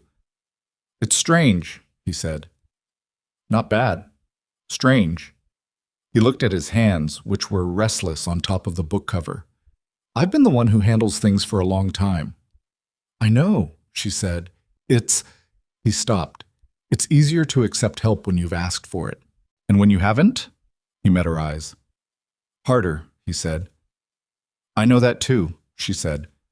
She left him with his book and went back to the kitchen and did not point out that she was, herself, extremely familiar with the experience of needing help and not having asked for it, because he would work that out on his own, and it would mean more if he did. By the end of the first week, a new shape had emerged in the household. Caleb could not be still for long. This was simply fact, and fighting it was less efficient than working with it, so she moved things to him rather than expecting him to stay away from them. The account books came to the bedroom. The supply lists came to the bedroom. Tommy came to the bedroom doorway in the evenings to give his report on the day's work, standing in the hall with his hat in his hands, and Caleb would ask questions and make decisions and sometimes argue about methodology. And Tommy would argue back with the increasing confidence of a young man who had been given more responsibility than he was used to and was discovering that he was capable of it. She sat in on some of these conversations, not because she needed to, but because she was learning the ranch, its rhythms and its pressure points and the way Caleb thought about it, what he valued and what worried him and where his long-term vision was aimed. She asked questions when she had them and was quiet when she didn't, and she noticed that after the second such evening, Caleb stopped looking mildly surprised when she asked something specific and started answering as though her understanding of the ranch was simply assumed. The children adapted with the particular resilience of children who had already navigated significant loss and knew that the world could be rearranged and still be lived in. Noah took on more of the barn chores with the serious efficiency he brought to everything, and reported his work to his father each evening with a precision that made Caleb's mouth do the thing it did when he was proud and not going to say so at full volume.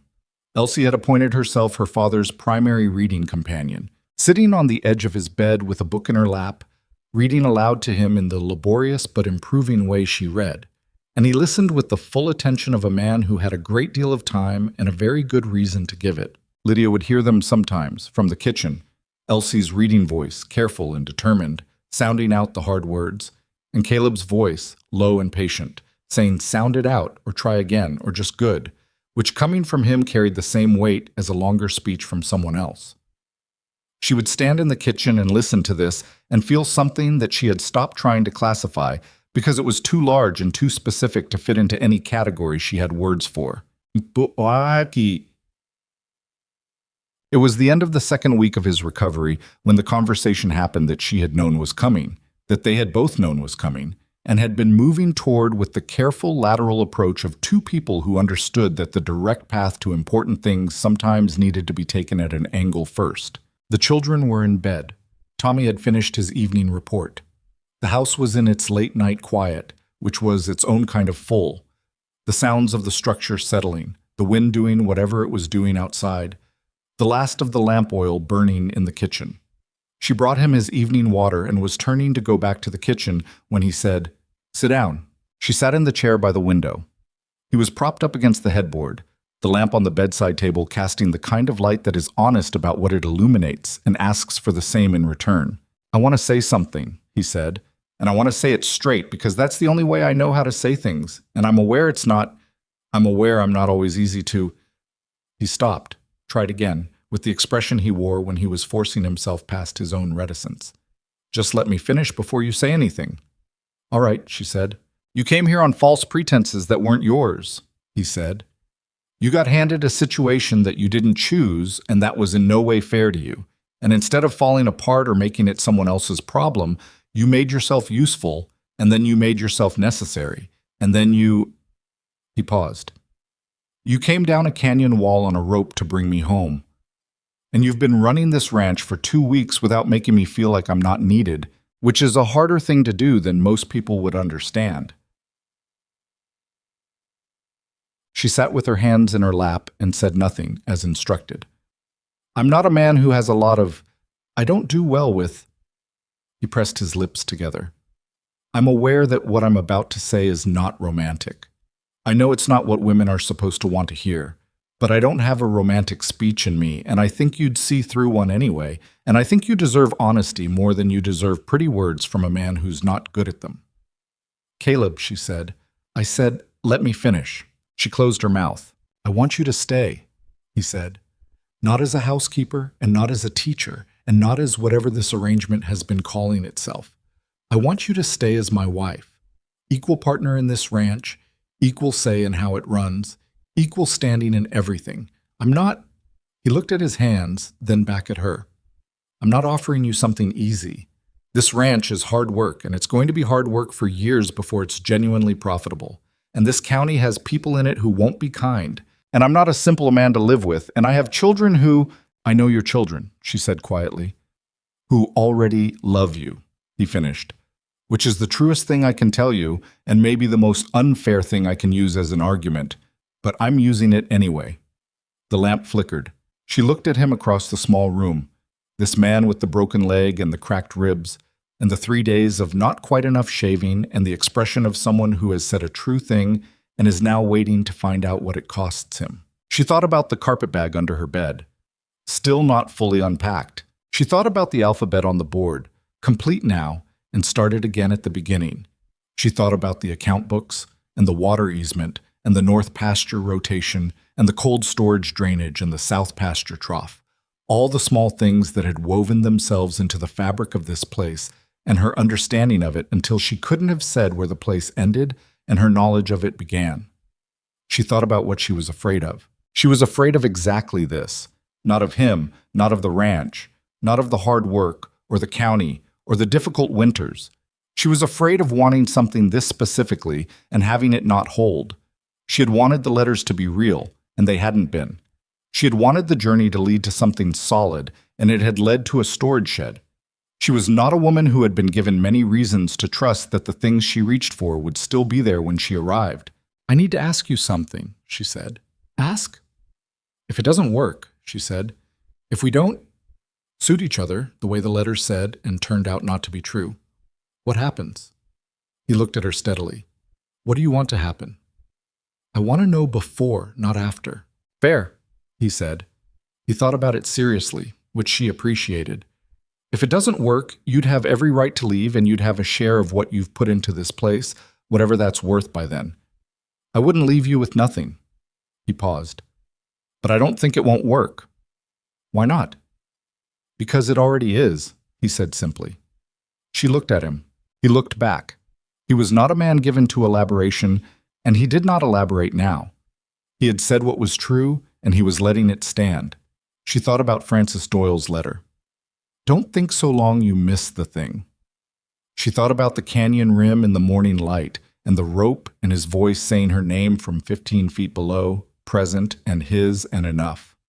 "I'm not easy to live with either," she said. "I know," he said. "You rearranged my pantry without asking." "It needed it." "It did," he said. "That's not a complaint." Something in her chest that had been held at a careful angle for a very long time shifted, gently, toward something more like open. "Yes," she said. He looked at her. "Yes, you're difficult to live with," or "Yes, yes," she said. "To the proposal." "Yes." He was quiet for a moment, and she saw something move across his face that he almost managed to contain and didn't quite. It was not triumphant. It was more like relief, and more like something underneath relief, something warmer and less composed, and it lasted only a second before he had himself in hand again. But she saw it. She was very good at seeing things. "All right," he said. His voice was steady. His eyes were not quite. "All right," she said. She stood up and took the water glass and went to the door, and then stopped because there was something she needed to say before the conversation closed. "Caleb." "Yeah." "The ranch is going to be fine," she said. "And so are the children. And I don't need you to be easy to live with. I need you to be honest with me, which you already are. The rest we can work out." He looked at her into the lamplight for a moment. He stopped. "That's a very practical way to say yes to a marriage proposal." "You gave me a very practical proposal," she said. "I did," he said. "It suited me better than a romantic one would have," she said. He looked at her, and this time the thing in his face stayed a moment longer before he brought it back under management, and she recognized it clearly this time. She recognized it because she had felt it herself at various points over the past months, and had been no better at keeping it off her face than he was at keeping it off his. "Good night," she said. "Good night, Lydia," he said. She went back to the kitchen and sat down and pressed her hands flat on the table and looked at the lamp and thought, well, there it is. They married on a Saturday in late May, 5 weeks after the proposal, and 1 week after Dr. Finch cleared Caleb to put limited weight on the leg with a crutch. There was no elaborate ceremony. There was a judge from Millhaven named Elias Crawford who came out to the ranch on a mare that was considerably better bred than he was, and Agnes Pruitt and her husband Dale, and Dorothy Finch and her husband the doctor, and Tommy standing to one side with his hat in his hands, and the expression of someone attending an event of significance that he is not entirely sure how to behave at. Mrs. Croft did not come.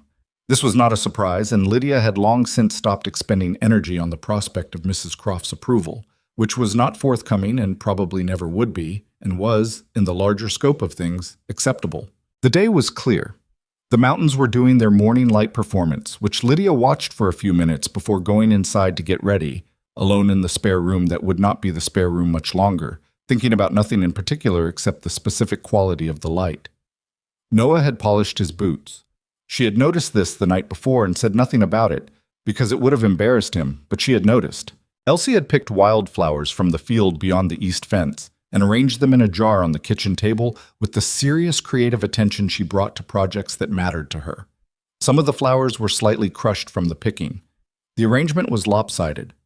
Lydia thought it was the best thing she'd seen in months. She wore her better dress, the one she'd kept for important occasions through all the years of practical dressing, dark blue with small buttons, slightly too formal for a ranch kitchen wedding, but not so formal as to seem like she was performing something she wasn't. Caleb wore a clean shirt that she had ironed the night before without him asking, because she had happened to notice it needed it, and his good jacket that had been hanging in the wardrobe for what was apparently some time. And he stood on his crutch with the posture of a man who was not going to let a crutch affect his posture. When she came out of the spare room and he saw her, he looked at her for a moment in the way he looked at things he was taking seriously, and then he said, "You look good." It was not poetry. She was fairly certain she would never receive poetry from this man in this lifetime. "Thank you," she said. "So do you." He nodded, as though they had confirmed a practical matter between them, which, in a sense, they had. Judge Crawford was brief and direct, which she appreciated. There were vows, the standard ones, which she had heard before at other people's weddings, and which felt different now, when you were the person saying them and meaning them with the specific weight of knowing exactly what you were promising and to whom. She said them clearly and without hesitation. He said them carefully, in the way he did things that mattered to him, giving each word its full value. When it was done, he looked at her. She looked at him. Outside, Agnes Pruitt made a sound of approval. Tommy exhaled in a way that suggested he had been holding his breath without knowing it. Elsie said from beside the table with her wildflowers, "Does this mean you're staying forever?" Caleb looked at Lydia. Lydia looked at Elsie. "Yes," Lydia said. Elsie appeared to find this satisfactory. She went back to admiring her flower arrangement. Noah, from the doorway, where he had stationed himself throughout, said nothing. But he had uncrossed his arms sometime during the vows, and they were still uncrossed, and he was looking at her with dark, serious eyes that had a different quality in them than they had on the day she arrived. Something that had opened incrementally over the months, and was open now in a way it hadn't been before, and which she understood was the truest thing he could offer her. The town's reaction was what it was. People talked. This was not surprising. They had been talking since the day Lydia arrived, and a marriage she was discovering did not silence talk so much as redirect it. The content shifted from improper woman on Ashford's property to rushed into it and convenient given his condition, and she heard these things second and third hand through Dorothy Finch, who relayed them with the practical air of someone who considered information useful regardless of its pleasantness. "Mrs. Croft told Dale Pruitt that you married him because you had nowhere else to go," Dorothy said, one afternoon in June, over coffee at the kitchen table. "That's partially true," Lydia said. Dorothy blinked. "You're agreeing with her?" "I agreed with the factual part," Lydia said. "I did have nowhere else to go when I arrived. That's true. Everything that happened after that, that's different. But I'm not going to pretend the first part wasn't what it was." Dorothy looked at her with the expression she wore when she was genuinely thinking. Most women would argue the whole thing. Most women would waste energy they could spend on something else, Lydia said. Dorothy laughed, which she did fully and without self-consciousness. "I think I understand why he married you." "He married me because I rearranged his pantry and he decided it was easier to make it permanent," Lydia said. "That's not why," Dorothy said. "No," Lydia said. "But it's funnier." The harder adjustment, and the one she had not fully anticipated, was the property side of things. Caleb had said equal partner, and he had meant it, but equal partnership in a ranch with existing structures, with Tommy, who had his own established relationship with Caleb, with neighbors who had known Caleb for years, with a banking relationship and a livestock history and a set of vendor accounts, was more complicated than the principles suggested. She was not, despite the marriage, automatically accorded the standing that the word partner implied. She had to build it, had to earn it from each person individually, which was not different from what she had been doing since she arrived, but was now more visible, because she was no longer the temporary help, but the permanent co-owner, and that distinction made some people uncomfortable in ways they didn't quite articulate. Walter Henderson came about the water easement in early June, as scheduled, and addressed himself entirely to Caleb, who was on the crutch but present, and Lydia sat at the table with the account book and the survey notes she had pulled and listened to the first part of the conversation, and then said, when there was a natural pause, "The survey from 1887 has the easement line at 63 yards from the property marker. The spring runoff appears to be running at 71. That's an 8-yard variance. She turned the account book toward Henderson so he could see her notes. If we're both willing to accept an adjusted marker at 67 yards, you get more than you currently have and we lose less than you're asking for, and it doesn't require a formal resurvey. Henderson looked at the notes, looked at Caleb. Caleb said nothing because there was nothing to add. That works, Henderson said, after a moment. He looked at Lydia with a kind of reassessment happening behind his eyes. You did the survey math? I work with numbers, she said. It's not difficult. Henderson nodded slowly. He looked at Caleb. She's sharp, he said, which was either a compliment or an observation, probably both. I'm aware, Caleb said. Henderson shook Lydia's hand when he left, which he had not done on arrival. It was not a large thing. It was the kind of thing that builds, over time, into something larger. Caleb was off the crutch in late June. He came out of the barn one morning without it, walking with a slight favoring of the left leg that the doctor had said might persist for some months. And he crossed the yard and came into the kitchen and poured his coffee and leaned against the counter in the way he had before the injury. She was at the table with the account books, where she was most mornings now. She looked up. You're walking, she said. Trying to, he said. It's stiff. Does it hurt? Some, he said, which meant considerably. She looked at him standing at the counter in the morning light, older than he should look for his age, with the lines of sustained hard work in his face and the particular way he held his coffee cup that she had long since stopped consciously noticing, because it had simply become part of what Caleb Ashford looked like, as unremarkable and specific as his voice. Come look at this, she said, meaning the accounts. He came and stood behind her, looking over her shoulder at the page she had open, and she pointed to a column of numbers and said, the feed costs for the last quarter are running about 30% higher than the same quarter last year. I thought at first it was the winter, but I went back through the vendor receipts, and I think the supplier Connolly's been using for the oat supply has raised prices without saying so. Look at the per-unit cost in November versus February. He leaned in to look at the numbers. She could feel the warmth of him standing close. He raised it 9 cents per bushel, Caleb said. Over 3 purchases, without any invoice notation, she said. It's possible it was a market adjustment and he just didn't communicate it, but it's also possible he was seeing if anyone noticed. Did you contact him? I wrote a letter yesterday, she said. I asked for a written explanation of the pricing change and a reconciliation of the last 3 invoices. I said we'd need that before we could commit to the summer order. He straightened up. Good, he said. If the explanation isn't satisfactory, we should look at other suppliers, she said. Tommy mentioned someone in the valley who's been supplying the Henderson ranch, and Walter seems satisfied with the quality. Talk to Tommy, he said. Get the name. She made a note in the margin. He went back to his coffee. The morning continued. This was what their days looked like, and she thought about that sometimes. Not with any particular sentimentality, but with the clear-eyed recognition of someone who had lived enough different kinds of days to understand the value of this kind. The days that didn't require anything dramatic.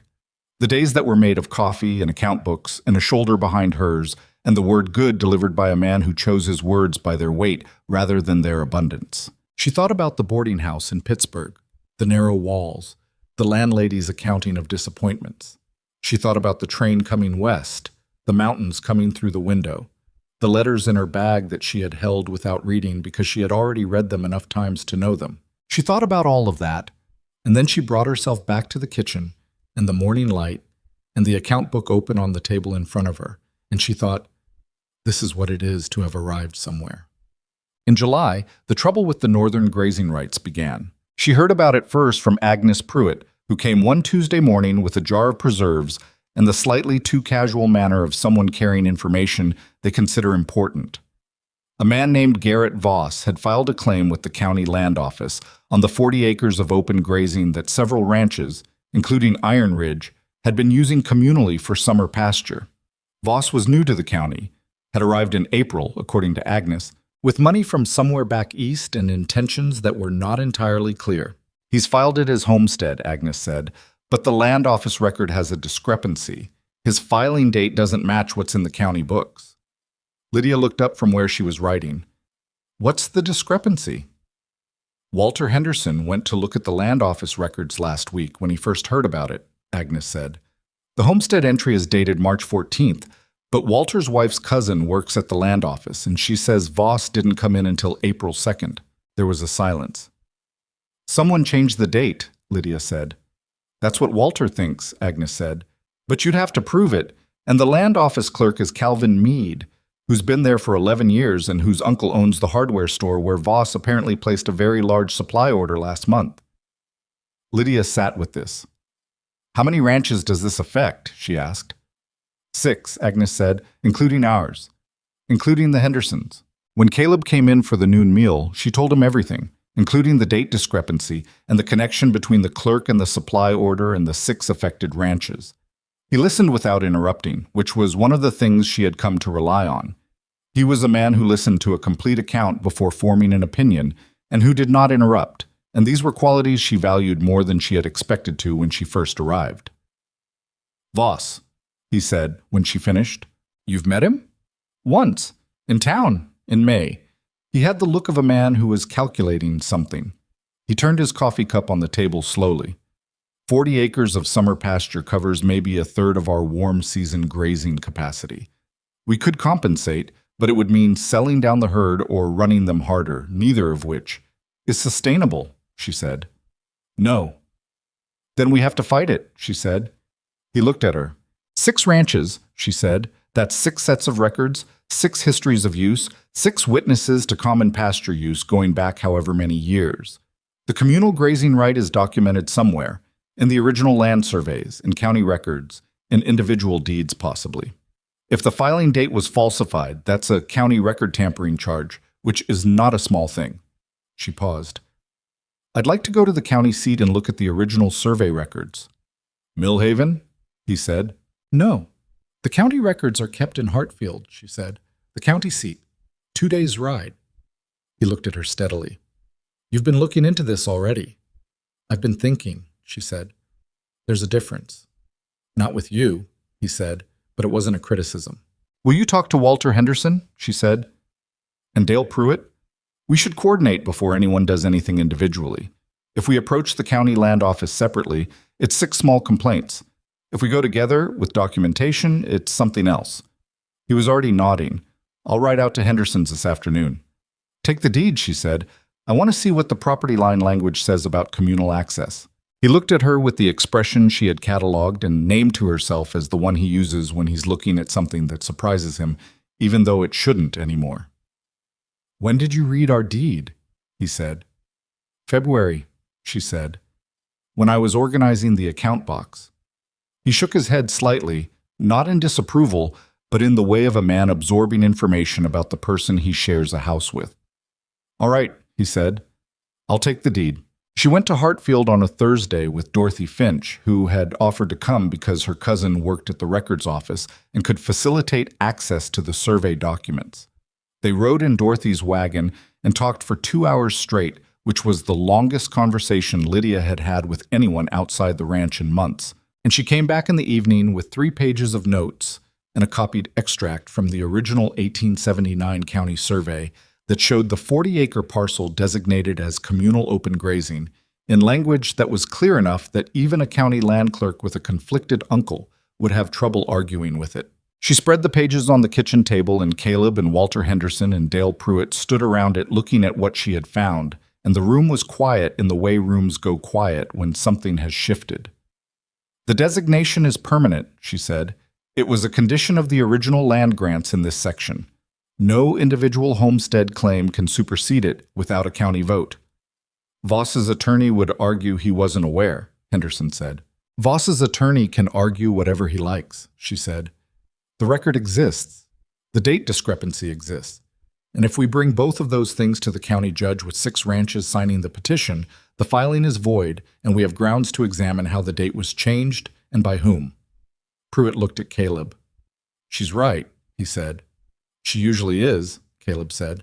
The filing took 3 weeks to prepare, and she did most of the writing, because she had the clearest handwriting and the most systematic approach to organizing an argument, and because Caleb, who was not a writing man by inclination, told her plainly that she should be the one to draft it, and he would review it and sign it alongside the others. It's your argument, he said. It should be in your words. She had looked at him when he said that, and he had met her eyes. And she had understood that this was what equal partnership looked like in practice. Not a declaration, but a decision, made in an ordinary moment about who had the skill for a task and the right to exercise it. She drafted the petition in 4 evenings at the kitchen table, the children doing their lessons around her, Noah occasionally asking questions about what she was writing and receiving actual answers, Elsie drawing pictures of horses in the margins of her own paper and providing periodic commentary on the legitimacy of people who changed dates in official records, which was condemnatory and specific and made Lydia's mouth pull into a smile she didn't let show. The petition went to the county judge in late July, with 6 signatures in the survey extract and a copy of the land office records with the date discrepancy marked in red ink. It was thorough. It was clear. It left very little room for a counterargument that wasn't simply noise. On the evening she sent it, she came in from posting it with Tommy and sat down at the kitchen table, and Caleb looked at her from across the room and said, "Done?" "Done," she said. He came and sat down across from her, and she looked at him in the evening light. The broken leg healed, the cracked ribs healed, the ranch running, the children thriving, the petition posted, and thought about all the distances between the woman who had stepped off the train in Millhaven with $43 and a bundle of letters, and this moment, this kitchen, this man sitting across the table with his coffee and his steady eyes. "What are you thinking about?" he asked. She looked at him. "How different things look from the inside," she said. He considered this. "Different from what?" "From the outside," she said. "From before." He nodded slowly, understanding more than she had said, which was, she had found, how he generally operated. He picked up his coffee. She picked up hers. Outside, the summer evening was doing something generous with the light, long and gold across the grass. The mountains clear on the horizon in a way they only were in the driest part of summer. "We'll hear from the judge by the end of August," she said. "Probably," he said. "And if Voss contests?" "We'll deal with it," he said. "Together." She looked at him. He looked at her. "Together." Said simply, with no particular emphasis, the way you'd say a fact about the weather or the season. The most ordinary word in the world, used to describe the thing that had happened to both of them without either of them quite planning it. She nodded. She finished her coffee. The evening came in through the windows and the kitchen was warm, and the house around them was full of the sound of children and the small sounds of a life in use.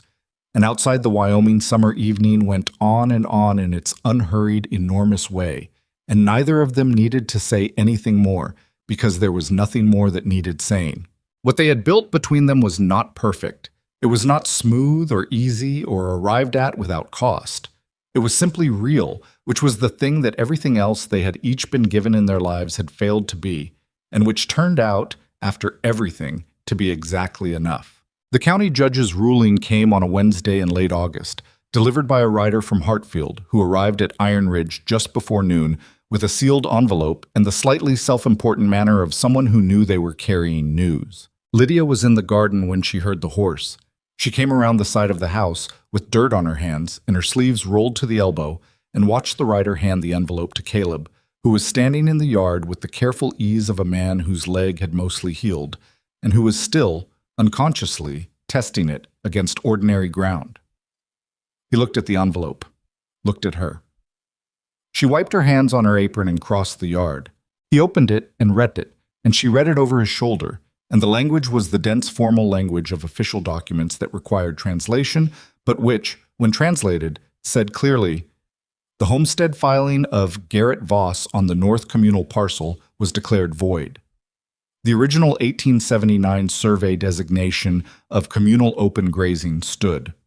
The county land office had been directed to open an inquiry into the discrepancy in the filing date. Voss had 30 days to respond before the matter was referred to the county court." Caleb lowered the letter. Lydia looked at the mountains, which were doing nothing in particular but being there, which was enough. "It held," she said. "It held," he said. She took the letter from him and read it again, not because she had missed anything the first time, but because she wanted to read it in her own hands, to feel the weight of the paper and the reality of what it said.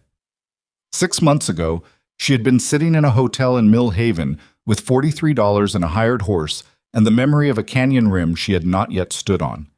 Now she was standing in her own yard.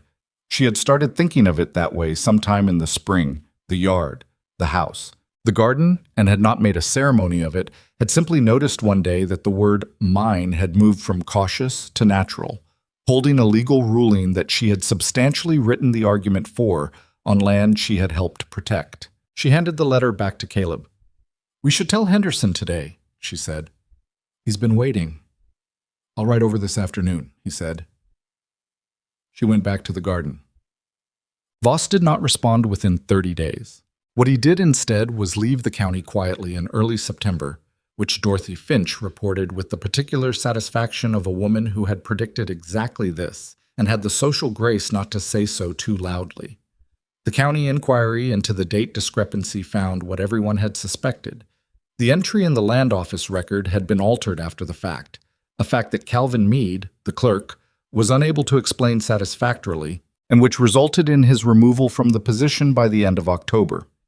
Whether Voss had arranged it from a distance, or whether Meade had acted on his own initiative in anticipation of the hardware store business, was never fully established, and Lydia had made her peace with that. Imperfect justice was still justice.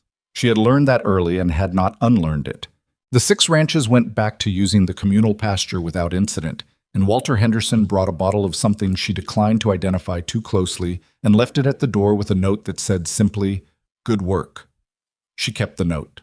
She had a small collection of such things tucked into the account book.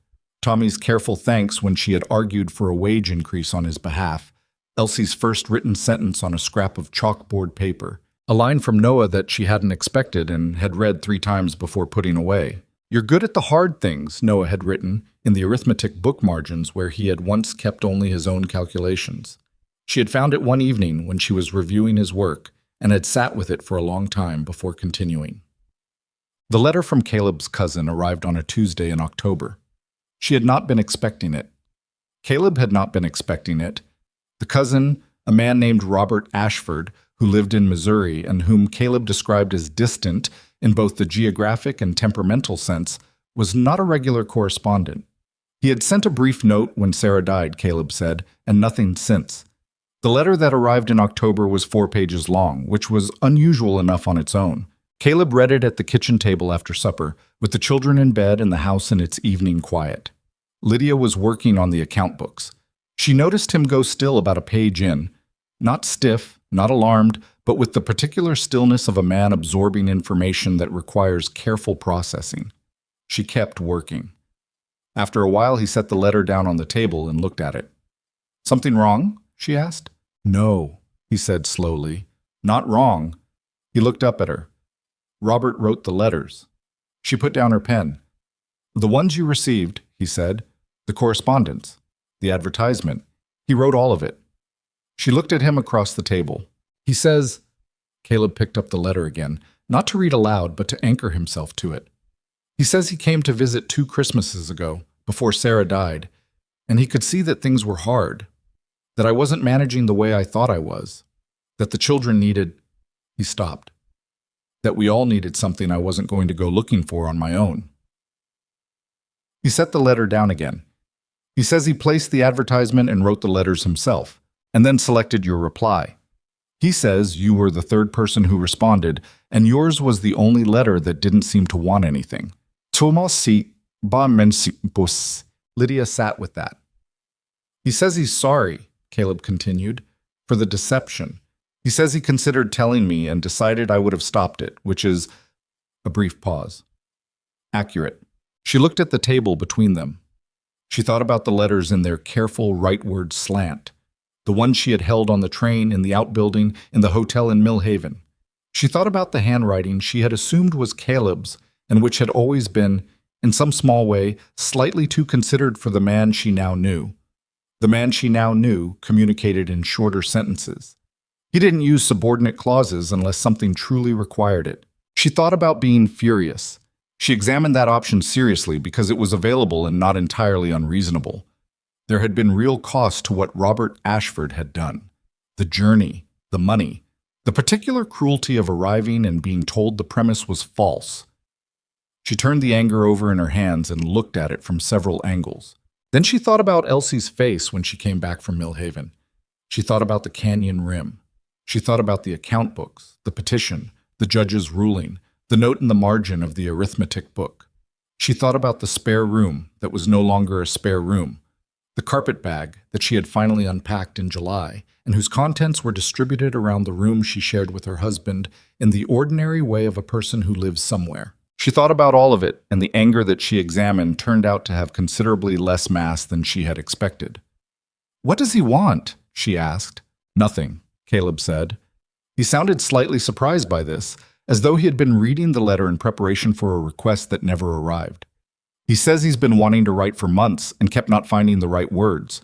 He says he heard from someone, he doesn't say who, that I had married and that the ranch was doing better, and that the children were thriving, and he—" Caleb's voice changed slightly, in the controlled way it changed when something was costing him more than he was going to show. "He says he's glad, that's all. He says he's glad it worked out." The kitchen was very quiet. Lydia looked at the letter lying on the table between them. 4 pages of explanation and apology, and underneath both, the unmistakable shape of something that had simply wanted 2 people to have what they needed and had found an irregular route to make it possible. "He was right that you wouldn't have looked," she said. Caleb was quiet for a moment. "Probably not," he said. "And I wouldn't have come unless there was a reason," she said. "I had looked at the situation in Pittsburgh. I had calculated what was available to me and what wasn't. I wasn't in the habit of—" She paused. "Of hoping for things that weren't already in front of me." He looked at her. "And now?" She thought about it honestly. "Now I have a different habit," she said. He held her gaze for a moment, and then he nodded in the slow way he had, the way that meant he had understood something and was filing it in the place where he kept the things that mattered. "What do you want to do about Robert?" he said. "Right back," she said. "Tell him we're not angry. Tell him—" She considered. "Tell him if he's ever in the territory, he's welcome here." Caleb looked at her for a moment. "That's generous." "It's accurate," she said. "I'm not going to pretend I'm not glad things happened the way they did. The method was wrong. The outcome wasn't." She picked up her pen. "Write to him. Tell him the children are well. He should know that." Caleb looked at the letter. He looked at her. He picked up the letter and folded it carefully and set it aside. "All right," he said. The winter came in November that year, earlier than the previous one, and harder at the edges, and they went into it differently than she had gone into any winter before. She had supplies organized in October because she had learned the previous year what it cost to be caught without them. The cold storage was properly sealed. The woodpile was stacked to a height that satisfied her even when Caleb suggested it was probably sufficient at 2 feet shorter, and she had looked at him and said, "Probably isn't good enough," and he had not argued further. The children had warm coats that fit, because she had taken them to Millhaven in September and stood in the general store while they tried on every coat available until she found ones that were right, and Elsie's was red, which Elsie had strong feelings about, and Noah's was dark brown, and he wore it with the self-conscious dignity of a 10-year-old who is not going to admit he cares about clothing, and very clearly does. She had also, sometime in the late fall, stopped thinking about Pittsburgh. Not deliberately. She hadn't decided to stop, the way she had once decided not to cry on the train, in an act of managed will. It simply happened, the way the landscape outside had stopped looking foreign and started looking like the landscape she knew. The enormous sky was just the sky. The mountains were just the mountains. The particular silence of the high plains in winter was just what winter sounded like. This was what belonging felt like, she thought. Not arrival, not a moment. Just the slow process of a place becoming so woven into your daily experience that you stopped seeing it as separate from yourself. She wrote to Frances Doyle in November, a long letter, the longest she had written since leaving Pittsburgh. She told her about the ranch and the Voss affair and the petition and the winter preparations and the children. She told her briefly and without sentimentality about the letter from Robert Ashford and what it had contained. She told her that she had unpacked the carpet bag in July. Frances wrote back in December, a letter that arrived on a cold afternoon when the snow was doing what Wyoming snow did, which was commit fully. "I always knew you'd find it," Frances had written. I just wasn't sure you'd let yourself keep it when you did. I'm glad you were smarter than that in the end. Lydia read this at the kitchen table with the snow coming down outside and Elsie doing her reading at the other end of the table and Noah in the next room working on something with numbers that he hadn't asked for help with, which meant he either had it or was in the process of deciding he did. And Caleb coming in from the barn with snow on his coat and his cheeks red from the cold. And she looked at all of this, and she thought about Frances's word, keep. She had not thought of it that way before. Not as keeping, which implied an active choice, a repeated decision. She had thought of it as staying, which sounded more passive, more like something that happened to you. But Frances was right, as Frances had a way of being. Keeping was different. Keeping was every morning you got up and made the choice again. Every morning you decided that what you had built was worth building more of. She folded the letter and put it in the account book with the others. In February, a letter arrived from a law office in Denver. She opened it at the kitchen table, as she opened all the correspondence now, because that was simply how the household was organized, and read it through once, and then sat with it for a moment before reading it again. The letter was addressed to her specifically, Lydia Ashford, née Mercer, and it was from an attorney named Gerald Walsh, who represented a commercial educational concern called the Western Territories Curriculum Board. They had, Mr. Walsh wrote, been made aware of her work in frontier education, specifically in the development of practical reading and arithmetic instruction for children in isolated ranching communities. They had received, he noted without specifying from whom, several accounts of her methods and outcomes. The board was expanding its operations and was seeking a director of rural curriculum development based in Denver, with a substantial salary and full independence of operation. The letter was respectful and specific, and the salary it named was more than she had earned in 4 years at the Pittsburgh factory. She sat with it for a long time. Then she got up and made coffee and went to find Caleb, who was in the barn doing the kind of early February maintenance work that the cold made possible because nothing else could be done in it. She handed him the letter without comment and watched him read it. He read slowly, the way he did everything that required care. When he finished, he looked up. Denver, he said. Yes, she said. He looked at the letter again. It's a real position, he said. It wasn't a question. It looks like it, she said. He folded the letter along its original creases and held it, not handing it back, looking at the middle distance in the way he did when he was thinking about something he was going to say carefully. What do you want to do? He said. She had known he would ask that. She had also known, from the moment she read the letter, what the answer was. She had sat with it at the kitchen table and turned it over and looked at it honestly and without sentimentality, the way she tried to look at all important things. The position was real, the salary was real, the independence it offered was real. 6 months ago, a year ago, 2 years ago, a letter like this would have been the thing she had not known she was waiting for, a way to be someone in the world that didn't depend on anyone else, a life of her own devising. She looked at the barn around her, at the gray winter light coming through the gaps, at her husband holding the letter with his careful hands. She thought about what she was now, which was not what she had been when she arrived in Millhaven with $43 and a carpet bag. She was not a woman who had nowhere to go. She was a woman who had somewhere to go and had chosen it repeatedly, every morning with increasing certainty. I'm going to decline, she said. He looked at her. Don't, he said immediately. She raised an eyebrow. Don't decline because of... He stopped, started again. If you want it, I don't, she said. Lydia. He said her name with the particular weight he gave it when he needed her to hear something. It's a real thing. It's what you'd have wanted. Before. Before, she said. Yes. And now? She looked at him steadily. Now I have what I want, she said, which is here, which is you and the children and this ranch and the work we're doing on it. That's not a sacrifice. It's not me giving something up for someone else's benefit. It's what I actually want, which is different. He was quiet. I know the difference, she said, because she understood what he was worried about, that she was staying the way she had once been prepared to leave, out of necessity rather than choice, out of limited options rather than genuine desire. She knew he worried about this because she had worried about it herself, had turned it over at various points, and asked herself the honest question.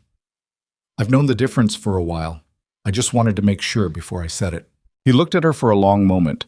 The barn was very quiet except for the horse moving in its stall. All right, he said. He handed her the letter. Right back to Walsh. I will, she said. She put the letter in her coat pocket. After breakfast. He turned back to the work he had been doing, which was repairing a section of gate hinge, and she stood watching him for a moment. The set of his shoulders, the economy of his movements, the way he worked with the focused quiet of a man who was entirely himself in the doing of things. She went back inside and made breakfast and wrote the letter to Gerald Walsh, and sent it with Tommy on Thursday when he went to town. She thanked Mr. Walsh for the consideration and declined the position and wished the board well in its work, and she sealed the envelope and let it go without looking back. Spring came again. It came the way it had the year before, not gradually, but decisively, the snow retreating and the grass coming through in its sharp particular green, the sky making its enormous pronouncements with light and cloud and the kind of blue that required no qualification. She was in the garden on a Saturday morning in April when Elsie came out and sat on the fence rail and watched her work, which was Elsie's current method of participation in things she found interesting. She had turned 7 in February, and 7 had brought a new quality to her, more thoughtful than 6, less inclined to say everything that occurred to her, though still considerably more forthcoming than either her father or her brother. Lydia, she said. Said Lydia, turning soil. Do you remember when you came? Lydia looked up. I do. You had a bag, Elsie said, and you looked at the house like you were trying to figure something out. Did I? Like you were adding it up, Elsie said, in your head. Lydia sat back on her heels and looked at her stepdaughter on the fence rail, with her red coat and her dark eyes that were her father's and her mother's together, and felt the particular fullness of a moment that doesn't announce itself as significant, but is. I was, she said. I was trying to figure out what kind of place it was. What did you decide? She thought about it honestly. That it was a place that needed someone to show up and stay, she said, and that I could do that. Elsie considered this. And then you did. And then I did, she said. Elsie looked at the garden, then at the house, then at the mountains beyond the fence line. Then she said, with the gravity that was uniquely hers, I'm glad Robert wrote those letters. Lydia looked at her. How do you know about that? I heard Pa telling Tommy, Elsie said without any particular guilt. Are you angry at him? No, Lydia said. Pa said you weren't. Pa was right. Elsie appeared satisfied by this. She sat on the fence rail a while longer and then jumped down and went back inside. And Lydia heard the door and Caleb's voice inside asking something she couldn't make out, and Elsie answering, and Noah's voice briefly, and then the sounds of Saturday morning in a house that was full. She turned back to the garden and worked, and after a while she was aware of footsteps behind her, and didn't turn around because she knew the sound of them. Caleb sat down on the fence rail where Elsie had been. She told me she's glad Robert wrote the letters, he said. I know, Lydia said. She told me too. She asked me this morning if she could write to him, he said. She wants to tell him about the alphabet. Lydia smiled at the soil. What did you say? I said yes, he said. I thought you'd agree. I do. He was quiet for a moment, sitting on the fence in the spring morning. She could feel him there without looking. This man who communicated in weight rather than words, who had learned over the months and years how to sit beside her in a silence that wasn't absence but presence. The North Pasture's looking better than last year, he said. The rotation helped, she said. The Hendersons are talking about a joint summer drive, he said. Moving cattle together, sharing the range costs. Is that worth it for us? Probably, he said. I'll sit down with Walter next week and look at the numbers. You should come. She looked up at him. You want me there? Henderson respects you, he said simply. He listens differently when you're in the room, and you'll catch things I miss. He said it without any struggle, the way you'd say the sky was clear or the ground was thawed. It had taken him some months to say things like that without having to decide to. It came more naturally now. All right, she said. Thursday? Thursday, he said. He stayed on the fence rail a while longer, and she went back to turning soil, and the morning went on around them the way mornings did. The sounds of the ranch, the children's voices from inside, The wind coming across the grass with the particular spring quality she had learned to recognize, carrying something that smelled like everything starting again. She thought, in the way you think about things that have become ordinary, about what this life was. It was not the life she had imagined in Pittsburgh, in the boarding house with the thin walls, in the years when imagining felt like a luxury she could barely afford.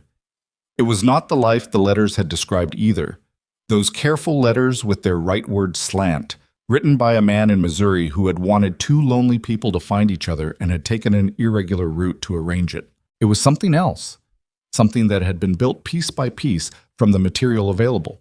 A week's work, a month's work, a canyon rescue, a legal petition, two people saying yes to each other in a kitchen with wildflowers in a jar and a judge from Millhaven who got straight to the point.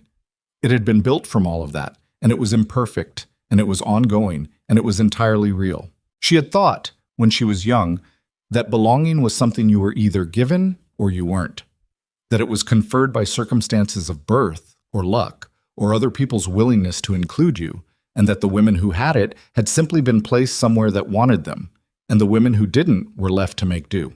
She understood now that this was wrong, not dramatically wrong, not in the way of a lesson that arrives with trumpets. Just wrong in the ordinary way of a belief that seems true until you live long enough to see around it. Belonging was not given. It was built.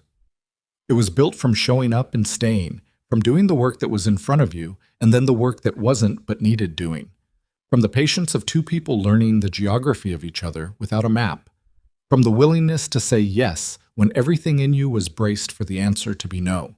It was built from a 6-year-old's wildflowers on a kitchen table, and a boy uncrossing his arms, and a man saying together as though it were the most ordinary word in the world. She was not the woman who had arrived at Iron Ridge Ranch unwanted.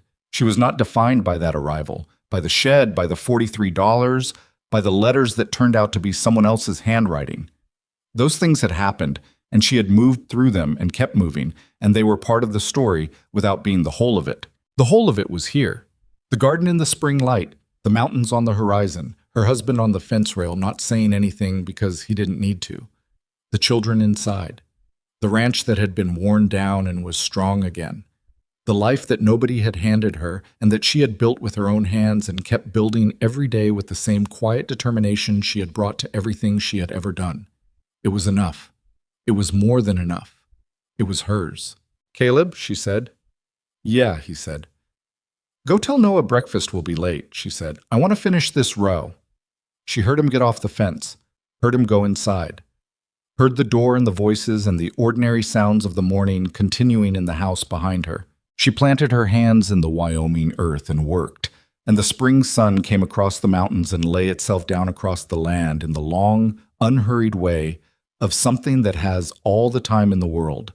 And Iron Ridge Ranch went on in its ordinary, imperfect, living way around her. The woman who had arrived unwanted had become the heart of something that would endure, not because fate had arranged it, and not because she had been saved by anyone else's goodness, but because she had shown up and stayed and worked and chosen every single day to build rather than simply endure.